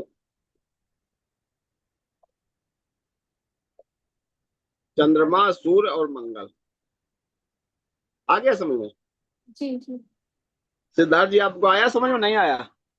जी जी जी पंडित जी, समझ में आ गया। तो इस तरीके से आप जो है किसी भी ग्रह की जो है ग्रह मैत्री निकाल सकते हो। ये जो नैसर्गिक होती है, इसीलिए इसकी एक टेबल बन जाती है। तो ये जो टेबल ऊपर बनी पड़ी है, ये टेबल उसकी है। अगर आपको ये सिद्धांत इसका लर्न है तो आप ऐसे निकाल सकते हो। अदरवाइज आप टेबल मेमोराइज कर लो तो आप उससे निकाल लो। ठीक है ना। आगे चलें। जी जी ठीक। अब जी। ये तो आपकी हो गई नैसर्गिक मैत्री। नैसर्गिक मैत्री का मतलब कि ये जन्म से ही ये मित्रता लेकर के आए हैं। अगर आप कहो कि जन्म का मतलब क्या है, कि बृहस्पति के सदैव ही जो है सूर्य चंद्रमा मंगल मित्र हैं, बुध शुक्र शत्रु हैं, और शनि इनके लिए सम है। ये आपने इनको बता दिया, आपको पता है। ये इनको शुरू से ही भगवान ने भेजा कि आपके ये मित्र होंगे, आइए आपके शत्रु होंगे। परंतु स्थिति सदैव एक जैसी नहीं रहती है। आज हमारा जो कोई मित्र है, परिस्थिति बस वो कुछ समय के लिए हमारा शत्रु भी बन सकता है, नहीं बन सकता है। हो सकता है कि नहीं हो सकता जी। जी। है ना। तो उसका किसी को उसका तात्कालिक सिद्धांत कहा क्या गया है। है। हाँ, उसी को तात्कालिक मैत्री कहा गया है, जैसे उसी एक को नैसर्गिक तात्कालिक मैत्री। मैत्री, यस यस यस, जी। उसी को तात्कालिक मैत्री कहा गया है। उसमें क्या क्या बताया गया है, उसमें ये बताया गया है कि परिस्थिति बस जो है कोई ग्रह जो शत्रु हो जाता तो कैसे शत्रु हो जाता है, उसका सिद्धांत अलग है।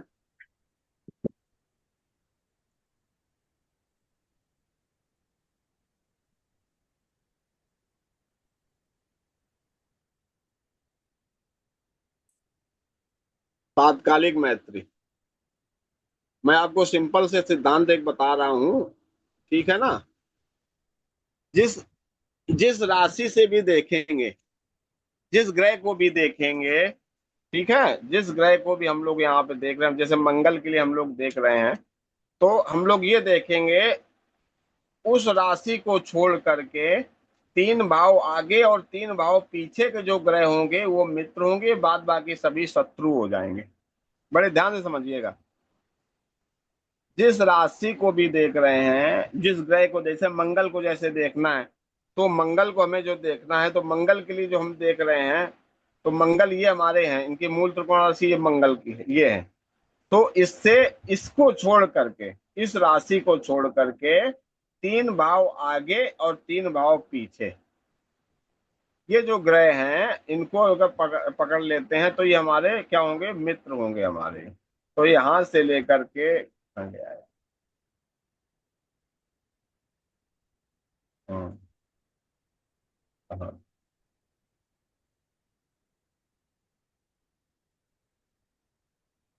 ये पेंशन,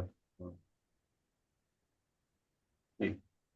यहाँ से लेकर के पूरा यहाँ तक ये तीन भाव ये हो गए, और यहाँ से लेकर के ये तीन भाव ये यहाँ तक के जो प्लैनेट्स हैं ये सारे मित्र हैं। जैसे मंगल के लिए ले लेते हैं, तो मंगल के लिए मित्र कौन है, Surya, Venus, Mercury, Ketu and Jupiter, ये तात्कालिक रूप से मंगल के लिए मित्र हैं। ठीक है, क्लियर। अभी ये तात्कालिक का वो समझ नहीं आया, मतलब वो कितने समय के लिए, या मतलब जन्म के हिसाब से है तात्कालिक? नहीं, कितने समय के लिए नहीं, उस जातक के लिए हमेशा के लिए। उस जातक के लिए, जी। अच्छा, वो हाँ, नैसर्गिक तो हमेशा के लिए सभी ग्रहों पे लागू होगी, नैसर्गिक लेकिन ये सभी जातक, जातकों के लिए एक जैसी रहेगी। और ये जातक के लिए स्पेसिफिक है। ये नैसर्गिक सभी के लिए एक जैसी रहेगी, चाहे मेरी कुंडली हो, चाहे आपकी कुंडली हो, चाहे हर्षिता जी किसी की भी कुंडली हो। लेकिन तात्कालिक जो होगी ग्रहों की स्थिति, बस ग्रह जहाँ स्थित हैं उनके कारण से इनकी, हर्षिता जी के ग्रहों की तात्कालिक अलग हो जाएगी, आपकी अलग हो जाएगी, मेरी अलग हो जाएगी। लेकिन सिद्धांत वही रहेगा कि जिसका देख रहे हैं उससे, उस भाव को छोड़ के तीन भाव आगे और तीन भाव पीछे के जो ग्रह होते हैं वो हमारे मित्र होते हैं। और शत्रु में ले लेते हैं तो उसके साथ जो ग्रह स्थित होता है, उस ग्रह के साथ में जो ग्रह स्थित होता है वह शत्रु होता है, और बाद बाकी सभी भावों के शत्रु हो जाते हैं। जैसे मून को ले लेते, चंद्रमा के लिए ले लेते, तो चंद्रमा के लिए यहां से काउंट करें यहाँ तक के सारे जो ग्रह हैं, दूसरे तीसरे चौथे भाव के जो ग्रह हैं, 12वें 11वें और 10वें भाव के ग्रह हैं, जो वो सारे मित्र हो जाएंगे।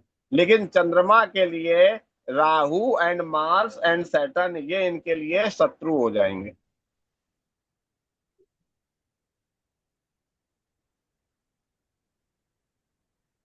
आया फिर से समझ में, बताइए। नहीं, नहीं ये आया। चंद्रमा, चंद्रमा के लिए फिर से बताइए जरा। सिद्धांत पहले देखिए, मैंने क्या बताया।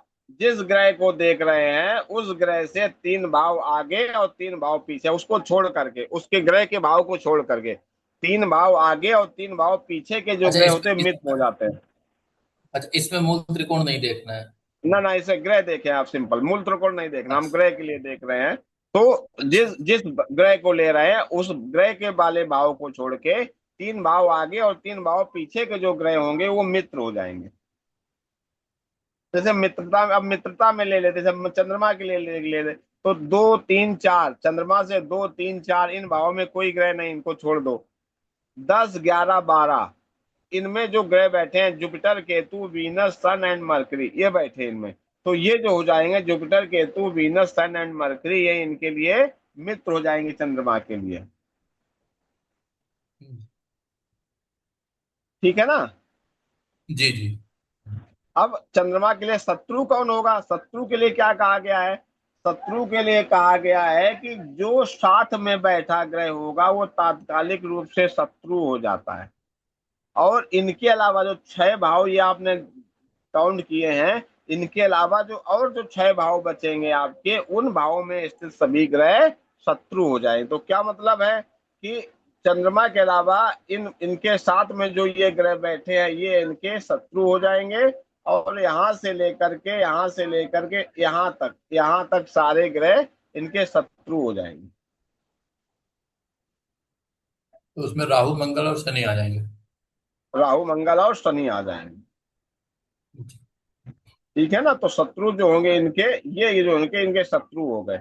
और इनका जो है ये इनके लिए जो है आपके ये ये भी जो है इनके शत्रु हो गए। ठीक है ना? जी जी तो चंद्रमा के जी लिए शत्रु कौन हो गए? मंगल, राहु और शनि, ये जी शत्रु हो गए। और मंगल के लिए कौन शत्रु हो जाएगा? मंगल के लिए चंद्रमा, राहु और शनि शत्रु हो जाएंगे। क्लियर? जी जी। हर्षिता जी आपको क्लियर है ना?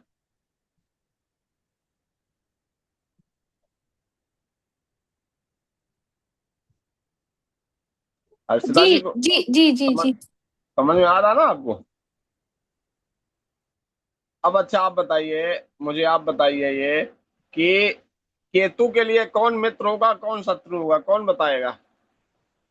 केतु के लिए जो है केवल जुपिटर शत्रु होगा।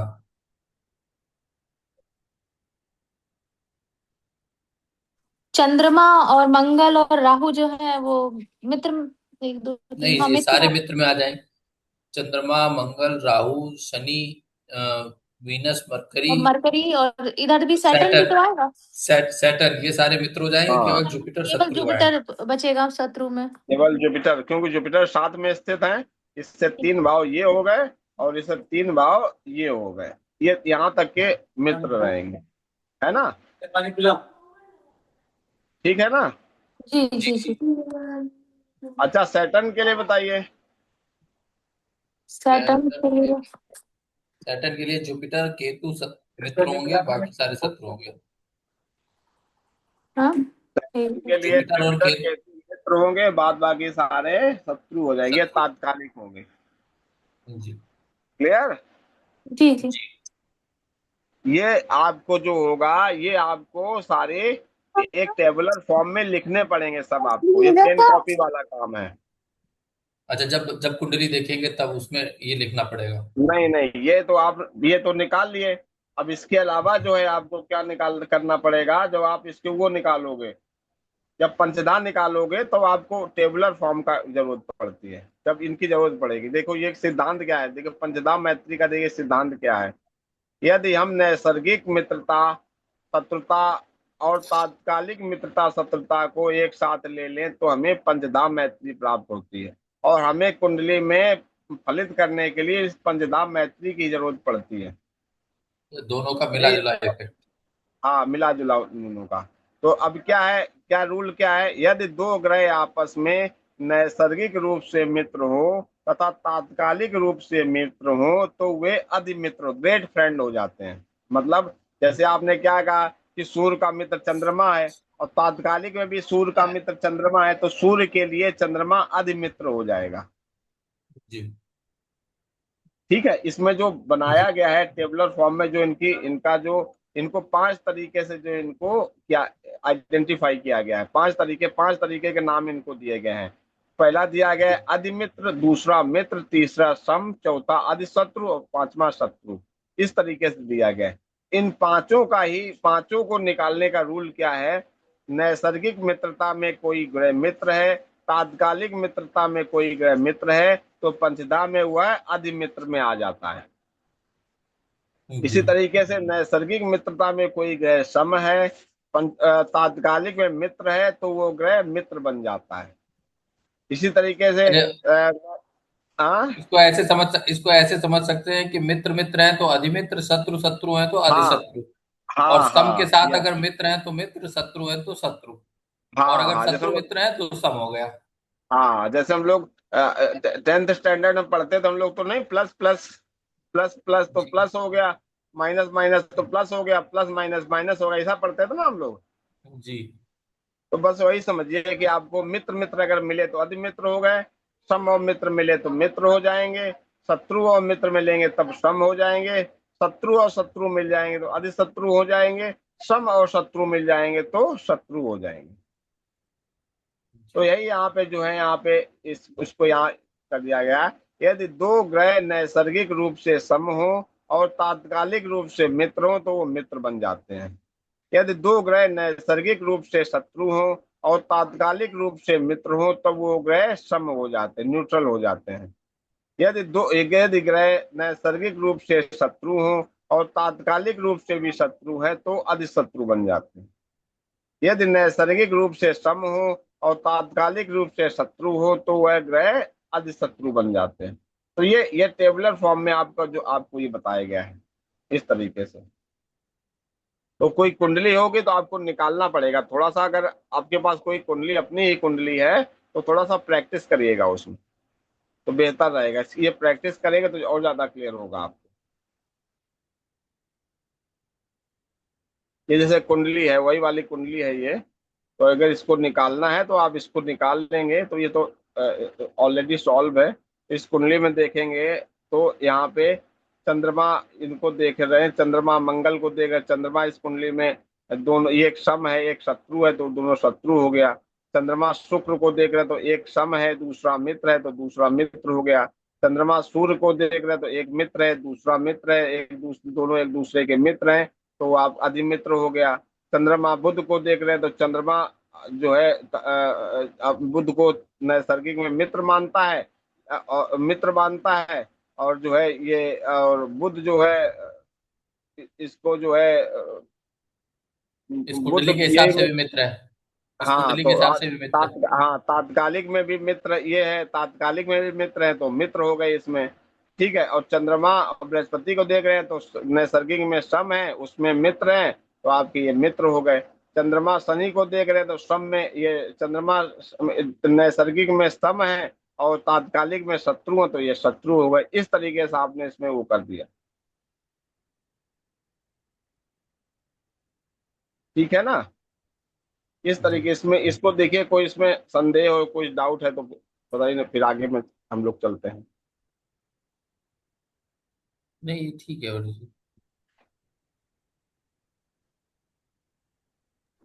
जी ठीक है, बन सकती है।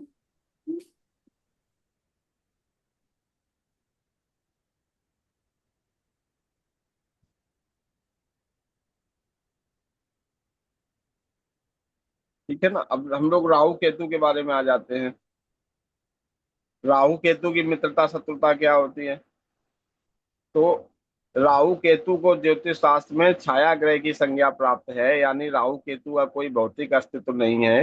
राहु केतु की अपनी कोई राशि नहीं होती है, वह जिस ग्रह की राशि में होते हैं उसके ही स्वामी बन जाते हैं। बृहद पाराशर होरा शास्त्र के अनुसार यदि राहु केंद्र या त्रिकोण में स्थित हो तो वह केंद्र और त्रिकोण के स्वामी के समान कार्य करते हैं। मतलब जिस ग्रह की राशि में बैठ जाए उस राशि के अनुसार कार्य करते हैं, उस राशि के अनुसार वो ग्रह कार्य करते हैं।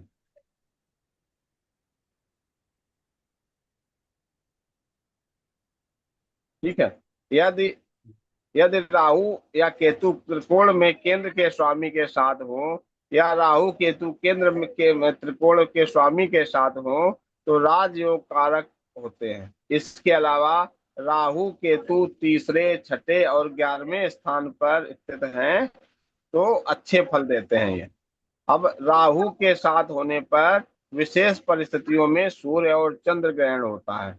अतः किसी जातक के जन्म के समय ग्रहण लगे, मतलब सूर्य चंद्रमा के, राहु सूर्य के साथ है केतु चंद्रमा के साथ है, तो कुंडली में ग्रहण दोष समझना चाहिए। अर्थात राहु केतु जिस भाव या राशि में बैठे हो तथा जिस ग्रह के साथ हो उसी के अनुसार फल देते हैं ये। अब ग्रहों की मित्रता शत्रुता का उपयोग कहाँ पे होता है? जब दो या दो से ग्रह अधिक ग्रह युति कर रहे हों तो वे किस प्रकार का फल देंगे, इसे देखने के लिए ग्रहों की मित्रता शत्रुता का प्रयोग किया जाता है।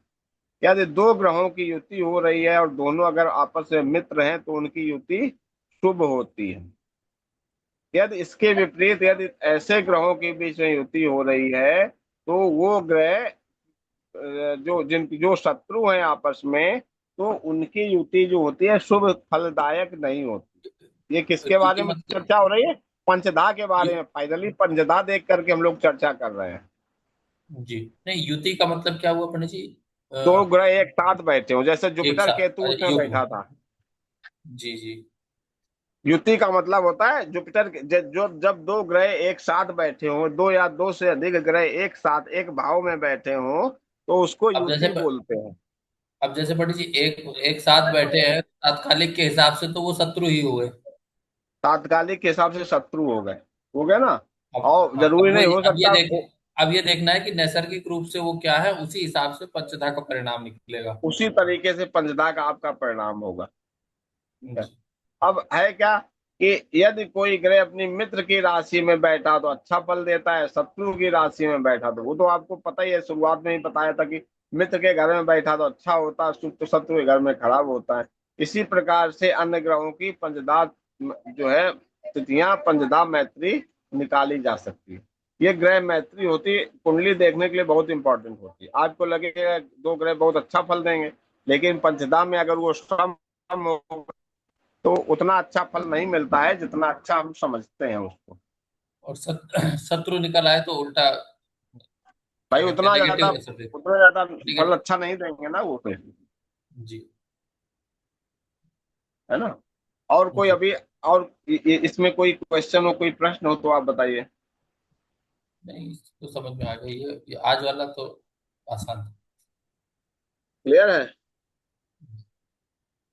जी क्लियर है पंडित जी। अच्छा। अच्छा, अब ये बताइए कि शनि की जो है नीच राशि कौन सी होती है?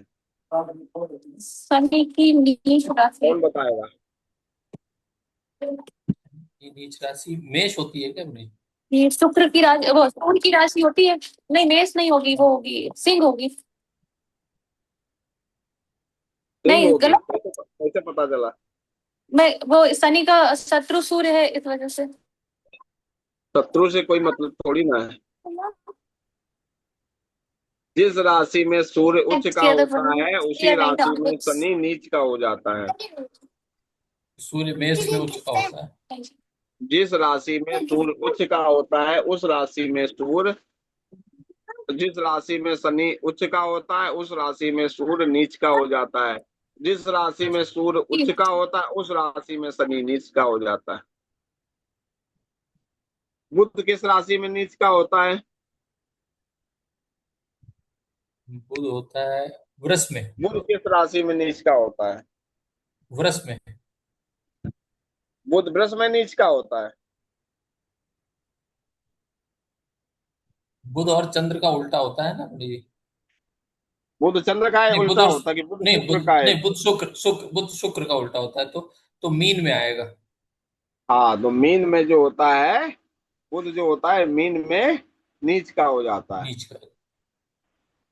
गुरु किस राशि में नीच का होता है? मंगल की गुरु राशि, होता है मंगल मंगल मंगल मंगल। की उच्च राशि में। कौन सी राशि? अब राशि बताइए मुझे आप। ये ना बताइए किस ग्रह की। मकर आप मकर राशि मकर बताइए मुझे। मकर मकर। मकर राशि, यस मकर राशि होता है ना। जी जी पंडित जी याद तो नहीं है मुझे अभी। पंडित पंडित जी, सूर्य और शनि का उल्टा चलता है, शुक्र और बुध का रहता है, गुरु और मंगल का रहता है। हाँ, गुरु और मंगल का और रहता है। और चंद्र किस राशि में नीच का होता है? चंद्रमा किस राशि में हर्षिता जी नीच का होता है? चंद्रमा नीच का पंडित जी याद नहीं है मुझे ये सब। वृश्चिक राशि में चंद्रमा नीच का होता है। मंगल की राशि में। मंगल की राशि में। और चंद्रमा उच्च का किसकी राशि में होता है? कर वृष कर में। नहीं नहीं नहीं। नहीं, कर वृष तो वृष में दूसरा है। वृष। वृष राशि में। वृष राशि में चंद्रमा उच्च उच्च का का हो जाता होता है। है और उससे छठवीं राशि में नीच का होता है। हाँ, उसको यस। छोड़ के सतमी छठवीं, उसको छोड़ के छठवीं, ब्रश को छोड़ के काउंट करेंगे तब, तब या छठवीं ब्रश राशि। को इंक्लूड, या हाँ, ब्रश को आपने ऐसा इंक्लूड बताया करेंगे था तो ना कि सात। जिसमें उच्च का होता है उसको छोड़ के छठी राशि में नीच का होता है। हाँ हाँ, अगर उसी को काउंट करेंगे तो फिर सातवीं राशि में जी। 180 डिग्री पे नीच का हो जाता है, 180 डिग्री में उच्च का हो जाता है। ठीक है ना। जी। जी। अब अच्छा ये बताइए, विशाखा नक्षत्र के स्वामी कौन ग्रह होते हैं? विशाखा नक्षत्र के स्वामी, मुझे लगता है ज्यादा कठिन क्वेश्चन पूछ रहे हैं। बताइए, विशाखा नक्षत्र के स्वामी कौन ग्रह होते हैं? अगली बार से इसी में जूम पे ही मैं पोल लगा दूंगा, आप लोगों से क्वेश्चन करूंगा, आप इसी में आंसर दीजिएगा। जी जी जी।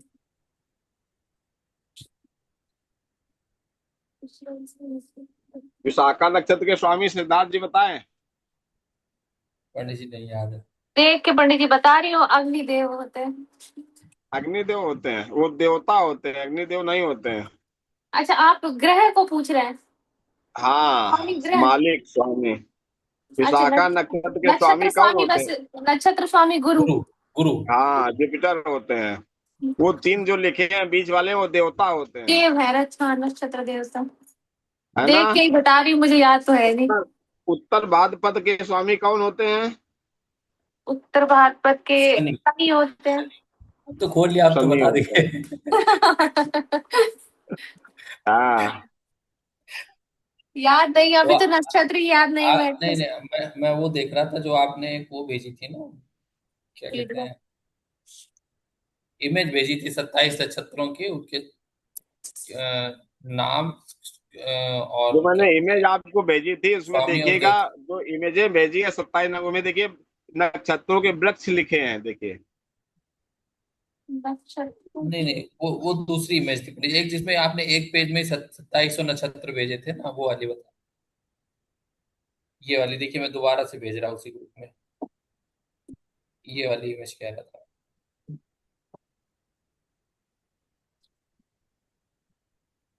कौन आवाज।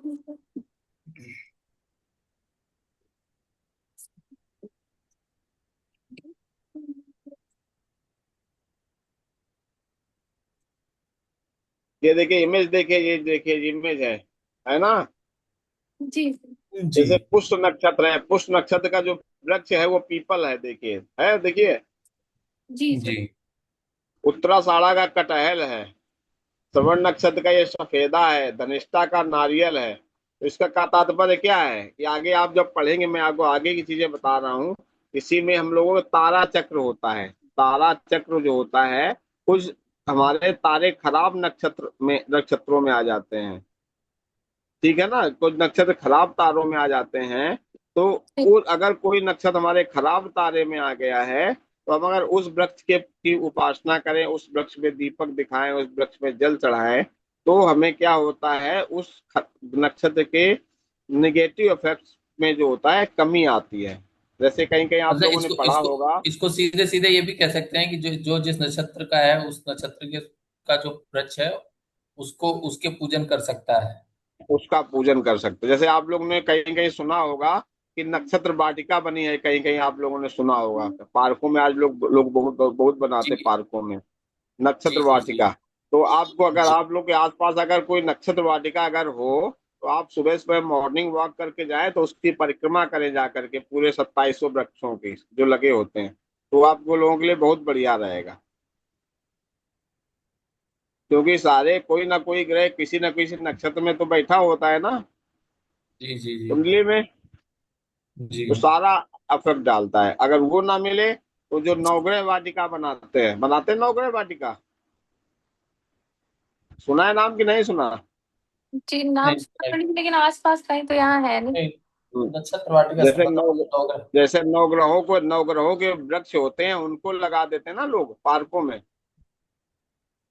तो ये तो उसकी अगर अगर पंडित जी इसे हम खुद से करते हैं तो भी सेम चीज, सेम इफेक्ट आना चाहिए। जैसे पार्क में पौधे लगाने हैं और हम 9 नक्षत्रों के पौधे लगाते हैं, तो क्या सेम इफेक्ट आएगा ना? नौ नवग्रहों के पौधे लगाएं, जैसे जैसे परिक्रमा का आप वो कह रहे हैं कि अगर हम उनकी परिक्रमा करते हैं तो अगर हाँ हम तो पहले सेम पेड़ लगाते हैं, पौधा भी लगाते हैं, तो क्या वही रिजल्ट मिलेंगे? अच्छा अच्छा प्रभाव उसका ही पड़ेगा। लेकिन उसके बाद परिक्रमा भी करें तो ज्यादा बढ़िया। जैसे नवग्रह वाटिका कहीं बनी है, तो जो है लोग नवग्रह वाटिका जो बनी, तो वहां पे जो है लोग अपना करते हैं, परिक्रमा करते हैं। मॉर्निंग हाँ वॉक करने जाएगा, अपना जो परिक्रमा लोग करते रहते हैं। हमने तो बहुत से घरों में देखता है, लोग 9 गमलों में 9 ग्रहों के वृक्ष लगा, पेड़ लगा देते हैं। तो जी जी। लगा देते हैं तो वही लोग उसमें करते हैं। वो भी काम बढ़िया करता है। जी वो भी चीजें बढ़िया होती हैं।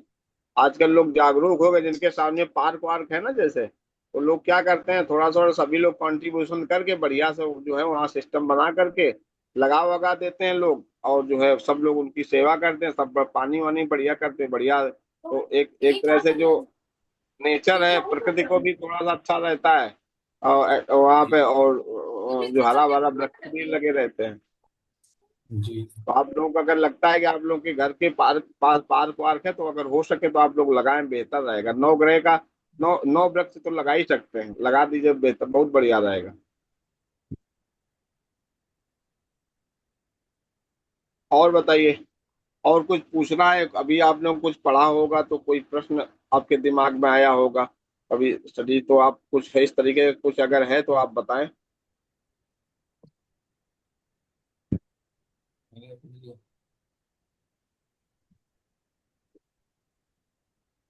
अभी तो बस पढ़ते हैं, पंडित जी रटने की कोशिश कर रहे हैं सारी चीजें एक साथ दिमाग। जब सारी चीजें एक साथ दिमाग में प्रोसेस होंगी तब फिर कंफ्यूजन होगे। अभी तो बस याद कर रहे हैं। हम्म। ठीक है। आप लोग जैसे जो है कोई इसको। कोई एक चीज कोई एक चीज पढ़ते हैं तो फिर जब फोकस एक चीज पे रहता है तो कंफ्यूजन नहीं होता। जब सारी चीजें हाँ याद हो जाएंगी, सारी चीजें एक वो साथ प्रोसेस क्वेश्चन है, करेंगे तब कंफ्यूजन होंगे। अगर आप कोई भी कुंडली डाल के पंडित जी और मतलब पर्टिकुलर कुछ पॉइंट्स में अगर उसका रिजल्ट पूछेंगे तो प्रैक्टिस में इजी रहेगा। अभी आप लोग उस लेवल के हो जाओ ना, अभी तो हम लोग बेसिक कर रहे हैं, पहले आपको ग्रह नक्षत्र नहीं ये नहीं सारी नहीं, बेसिक। जैसे आप जैसे अभी आपने ग्रह मैत्री मान लिया पढ़ाया, तो कोई भी हाँ। कुंडली डाल दीजिए और हम अगर उसको मतलब उससे मित्र शत्रु निकाल रहे हैं, पंचधा निकाल रहे हैं, ये तो वो वाले वैसा पूछ रहे हैं। ऐसे क्या है, उस समय ओके। लगता है सब समझ में आ गया, फिर बाद में वो सब उड़ने लग जाता है। हम्म। सही बात है। सही बात कह रहे और हैं। जैसे आपने पिछली बार डिग्री के आधार पे उनका अवस्थाएं निकालनी बताई थी, तो ये सारा अगर हम्म मतलब सिर्फ पर्टिकुलर पॉइंट पे हम उनका रिजल्ट निकाले तो वो हमें प्रैक्टिस के लिए सही रहेगा। हम्म। ठीक बात।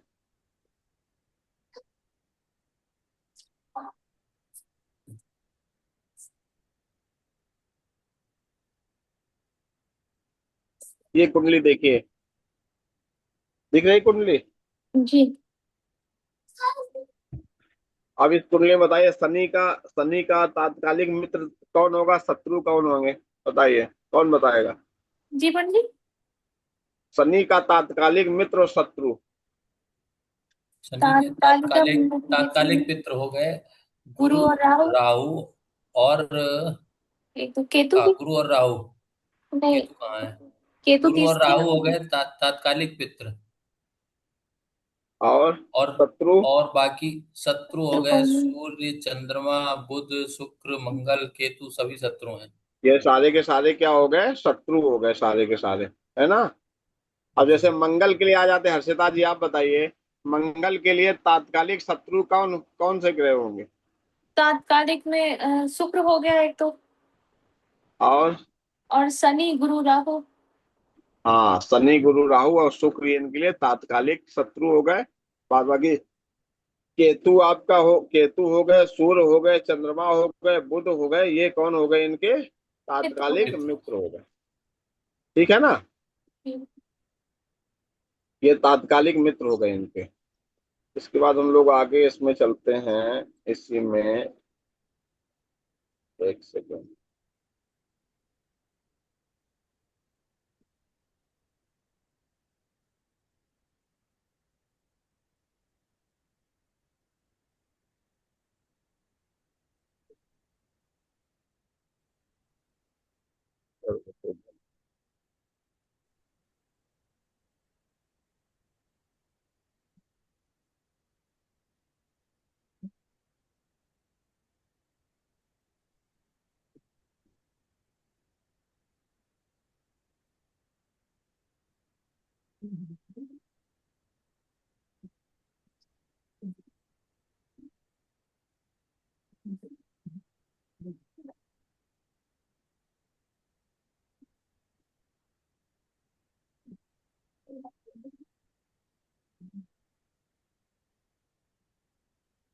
ये देखिए इस कुंडली में ऑटोमेटिकली देखिए टेबल बन करके देखिए आई है, ठीक है ना। जी। तो इसमें अगर हम लोग देखते हैं, देखिए टेबुलर फॉर्म में है, सूर्य चंद्रमा मंगल ये है, नीचे ही दिए है। सूर्य के बारे में, सूर्य के साथ में देखें नैसर्गिक में सूर्य में चंद्रमा मित्र है, ठीक है। मंगल मित्र है, बुध मित्र है, गुरु मित्र है, शुक्र शत्रु है, शनि सब देखिए शत्रु शत्रु है, ये टेबुलर फॉर्म है। और यहाँ पे अगर देखेंगे, यहीं पे ही देखेंगे, नैसर्गिक में अगर हम लोग देखेंगे तो नैसर्गिक में जो हम लोगों ने पढ़ा था नैसर्गिक में, चंद्रमा शत्रु है, शनि शत्रु है, राहु शत्रु है, केतु शत्रु है। मित्र कौन है सूर्य के? मंगल, बुध, गुरु और शुक्र, ये इनके मित्र हैं। और इनसे जब हमने पूरा कैलकुलेट कर लिया, हमें तत्काल नैसर्गिक मित्र शत्रु मिल गए, ये सारे मिल गए, तात्कालिक मिल गए, तो फिर हम लोग यहाँ पर पंचधान निकाल लिए। जैसे सूर्य के लिए चंद्रमा सम है, सूर्य के लिए मंगल अति मित्र है, सूर्य के लिए बुध अति मित्र है, सूर्य के लिए गुरु अति मित्र है। ठीक है, अब हम लोग कैसे अति मित्र आ गया, अब देखिए सूर्य के लिए चंद्रमा मित्र आ रहा है नैसर्गिक में, ठीक है। और सूर्य के लिए तात्कालिक में चंद्रमा शत्रु आ रहा था, तो एक में मित्र आ रहा है, एक में शत्रु आ रहा, तो क्या हो जाएगा? तो ये सम हो जाएगा, देखिए सम हो गया। दूसरा देखिए, अब ये पंडित जी जैसे अति मित्र आया, तो अब इसका क्या प्रोडिक्शन बनाएंगे? हाँ देखिए, मैं आपको पहले देख लीजिए पहले, जैसे सूर्य के लिए मंगल मित्र है, ठीक है। और यहाँ पे सूर्य के लिए मंगल देखिए मित्र है, जब मित्र मित्र हो गया अति मित्र हो गया, ठीक है ना। अब क्या देखेंगे, सूर्य के लिए हम देखें, जब भी सूर्य जो है ट्रांजिट का सूर्य जब भी मंगल पे दृष्टि डालेगा, ट्रांजिट में जो सूर्य जब भी मंगल पे दृष्टि डालेगा, तो जातक के को लाभ मिलेगा। और लाभ किस बात का लाभ मिलेगा? मंगल जिन जिन भावों का इस कुंडली में स्वामी है, उन उन भावों से संबंधित लाभ मिलेगा। जैसे हम लोग ऊपर देखते हैं अभी, ये आ जा, इसमें देखिए मंगल कहाँ का स्वामी है इस कुंडली में? पंचम भाव का। मंगल पंचम भाव का स्वामी है इस कुंडली नहीं में। नहीं नहीं, सॉरी। किसने बताया? अरे नहीं, गलत बताया। बताइए।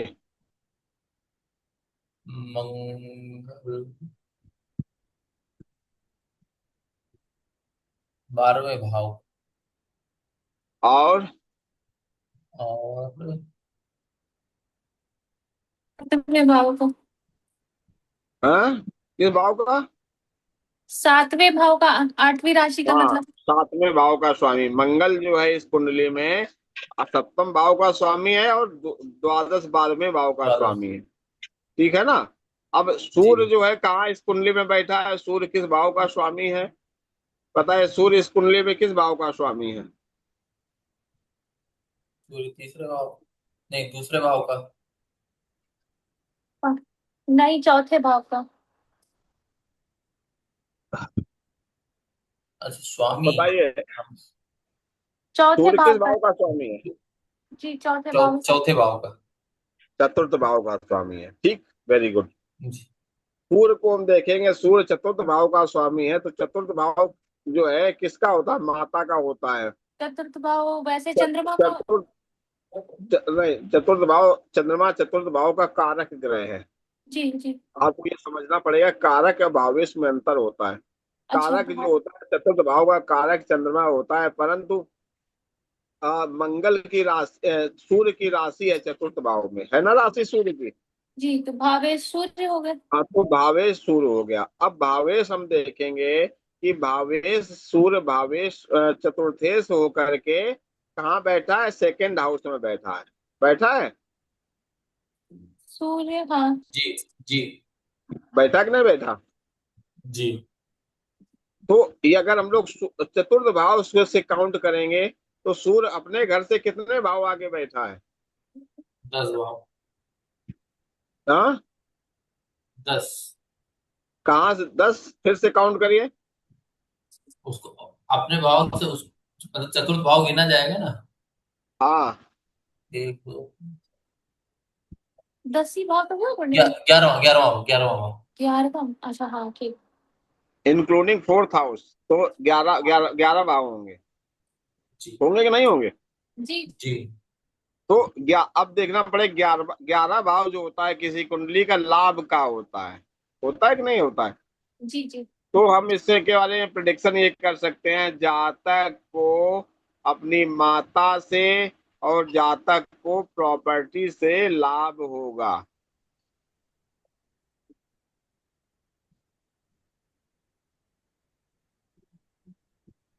इसमें कब? पंडित जी माता से लाभ क्यों कहा जाएगा, मतलब हम वो जानना देखो चाहेंगे। माता पंचम भाव का ईश है ना। चतुर्थ पंचमेश भाव, सूर्य है इसलिए। चतुर्थ भाव से माता को देखते हैं ना। जी जी। हाँ सॉरी चतुर्थ चतुर्थ भाव भाव। से माता को देखते हैं। उसमें जो है भावे सूर्य है, पर सूर्य दूसरे घर में बैठे हैं धन के क्षेत्र में।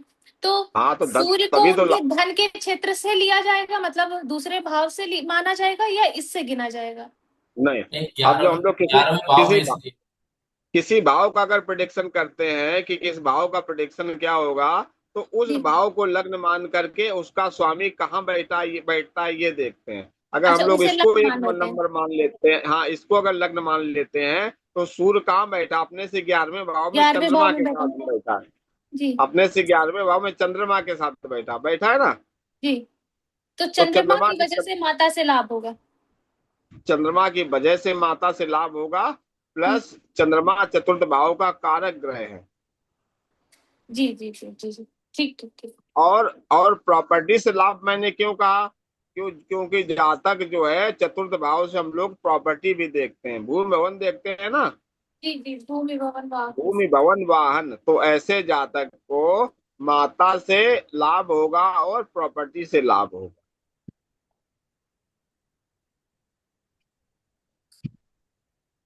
अब ज्यादा लाभ कब होगा? तब होगा लाभ। अब भूमि से लाभ कब होगा? अब आपको ये भी देखना है, सामने वाला जो आपसे कुंडली पूछने के लिए आएगा तो उसके बाद बहुत सारे प्रश्न होते हैं। तो अब आपने बता दिया माता से लाभ होगा और प्रॉपर्टी से लाभ होगा। तो अब जातक कहेगा महाराज हमारे पास प्रॉपर्टी पड़ी है, तो बताइए बेच दे, लाभ हो जाएगा? तो लाभ अभी नहीं होगा। लाभ तब होगा जब चंद्रमा मंगल घूमते घूमते कहाँ पे आएगा? द्वितीय भाव में आएगा। ट्रांस का मंगल, अभी मैंने क्या बताया, दोनों अति मित्र हैं। जी अति मित्र है ना, सूर्य मंगल का अति मित्र में आ रहा है ना। तो मंगल जी। सपोर्ट कब देगा जातक को? मंगल जातक को सपोर्ट तब देगा जब मंगल घूमता घूमता कहाँ पे पहुंचेगा? सेकेंड हाउस पे सूर्य। पहुंचेगा। या सेकेंड हाउस में नहीं पहुंचेगा तो 11वें भाव में जब पहुंचेगा तब लाभ कराएगा। इस कुंडली के 11वें भाव में पहुंचेगा। जी तो कुंडली का 11वां भाव कौन सा होता है? 11वें भाव में कौन सी राशि बैठी है? मीन राशि बैठी है। तो यहाँ पे जब ट्रांजिट का मंगल घूमते घूमते 11वें भाव में आएगा, तो इसकी दृष्टि कहाँ पड़ेगी? चौथी दृष्टि कहाँ पड़ेगी?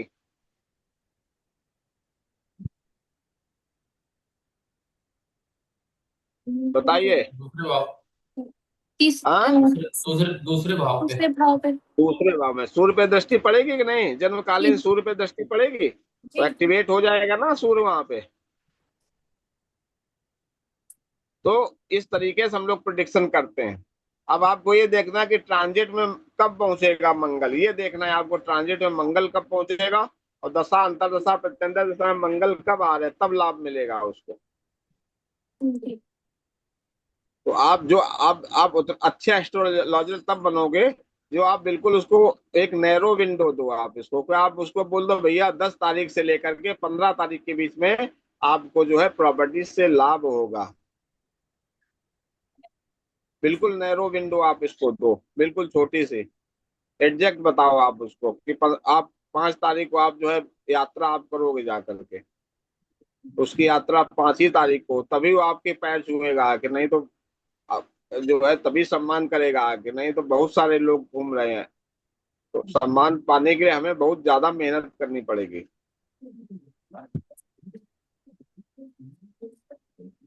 तो आप लोगों को जो एस्ट्रोलॉजर बनना है तो उसी लेवल का एस्ट्रोलॉजर बनना है आप लोगों को कि आप बस उसको बता दो, तो जैसे आपका सही हुआ तो बस आपके आके सीधे चरण पकड़ लेगा आके कि कृपा करो महाराज।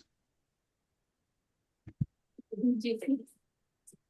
है ना, उसी लेवल का एस्ट्रोलॉजर बनना है।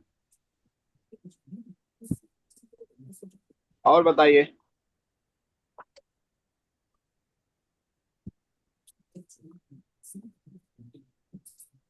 और कोई प्रश्न? नहीं, अभी तो कोई प्रश्न नहीं, समझेंगे तो फिर कुछ होगा तो डालेंगे। हाँ, नहीं समझिए उसको, पढ़िए उसको, थोड़ा सा मेहनत करिए थोड़ी सी, इसे मेहनत बहुत मांगती है। जी। ज्योतिष जो है बहुत मेहनत मांगती है। जितना आप ज्योतिष में रमोगे, जितना आप अपने एर्थ हाउस को एक्टिवेट करोगे, उतने ज्यादा ज्योतिष आएगी। जितना आप पढ़ोगे, जितना चिंतन करोगे, उतना ही ज्यादा आपका एर्थ हाउस एक्टिवेट होगा। और जितना ज्यादा एर्थ हाउस आपका एक्टिवेट होगा ज्योतिष के, उतना ही ज्यादा ज्योतिष आपको आएगी। और बताएं।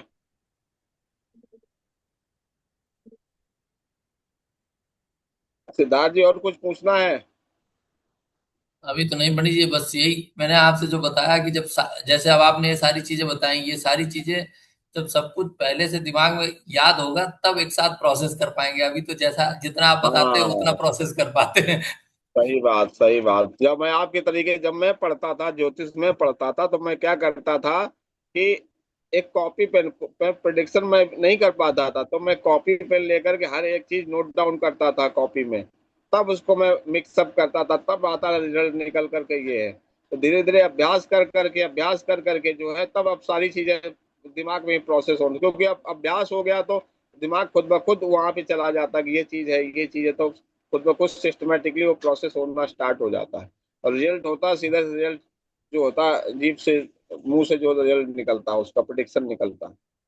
तो एज ए न्यू कमर जो है, आप लोग एज ए फ्रेशर जो है, थोड़ा सा पेन कॉपी में से अभ्यास करिए, ज्यादा बेहतर रहेगा।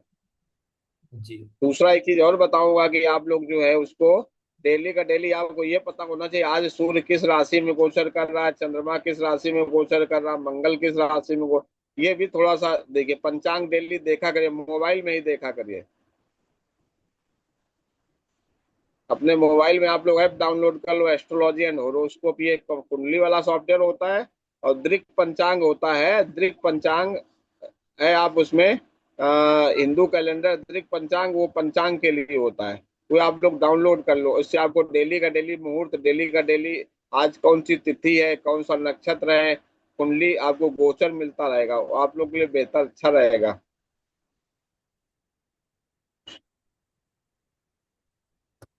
ठीक है ना? जी। इतना आप लोग करिए। जी। जी। इतना आप लोग पढ़िएगा, फिर हम लोग जो है थर्सडे को फिर से हम लोग मिलते हैं। फिर से हम लोग इसको डिस्कस करेंगे, कुछ नई चीजें। ठीक है ना? जी। ठीक।